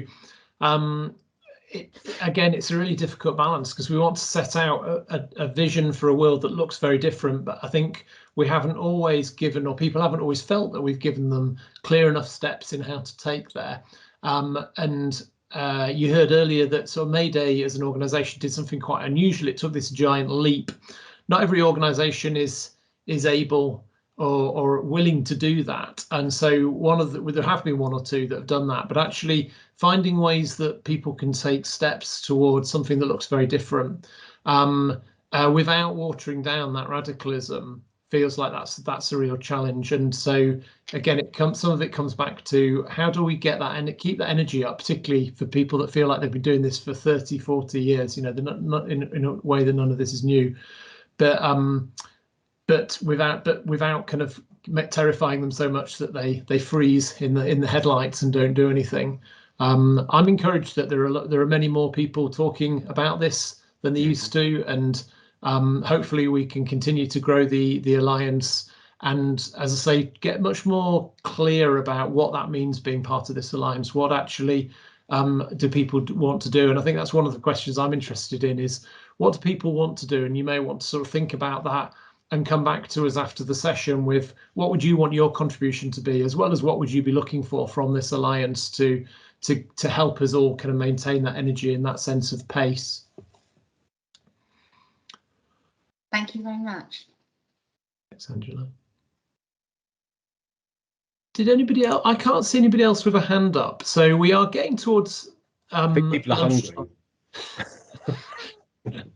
Tell where my priorities lie. Yeah. So, Ewan, I'm just wondering, did you want to say anything? Kind of have any final words? Because people have heard enough from me. But and unless there's any other hands up, we'll probably do some thank yous and start to wrap the session up. I'm not sure there's anything particularly revolutionary that I'd like to say, apart from I think for me this is about being brave, but at the same time being kind, and understanding the fear and the reasons behind why we're feeling the resistance, but kind of heading towards it with big smiles and determination, really, anyway. And it's a long game. If this is going to lead to sustainable change. And I guess the thing that I am determined that this doesn't become is just another way of doing something in a system. Emperor's new clothes stuff, which is what the public sector tends to churn out. This is the new words we use for doing the same old shit. And, we can't allow everything that Mayday has learned through the PTS to become that and be adopted by people in a way that doesn't have integrity. So there's some real challenges around how we really stick to the system change mission here and not just be doing something different but better in a system that is still broken. Brilliant, thanks. Really a good way to end that, I think. So we can't thank everybody who took part individually at this, because otherwise we would be here for the rest of the afternoon as well. We've had so many contributions. I do want to particularly thank Simon, who gave us that incredibly kind of raw and powerful start, and then has also kept us grounded and moving throughout the day as well. So thank you, Simon. Thank you to all of our speakers. Ol and Amina have done a lot of work on this event in the background, so huge thanks for making this happen. And obviously this was based around a report done by Betty and her colleagues at NEF, the New Economics Foundation. Huge thanks to them as well. And a number of my colleagues back at Mayday have done, including Ashraf, have done lots of work on the report, and Joe supported the comms as well. So thank you particularly to our partners at Platform and in Scotland, Homeless Network. So huge, thanks to everybody, and thanks mainly to everybody who, particularly those of you who stuck with us throughout the morning. We're going to be holding, well done. We're going to be holding probably some more kind of shorter focused events as well about different areas of practice. So if there's a particular area of practice that you're doing strengths-based working, you're exploring it, you want to really get into more depth and have a practice, probably a smaller, kind of less formal practitioner session, again, drop us a line and we'll make that happen. And we'll hopefully see you all soon. Do please help us share the report as far and wide as you can. We'll be really grateful for that, and we'll see you soon. Thanks very much, everyone.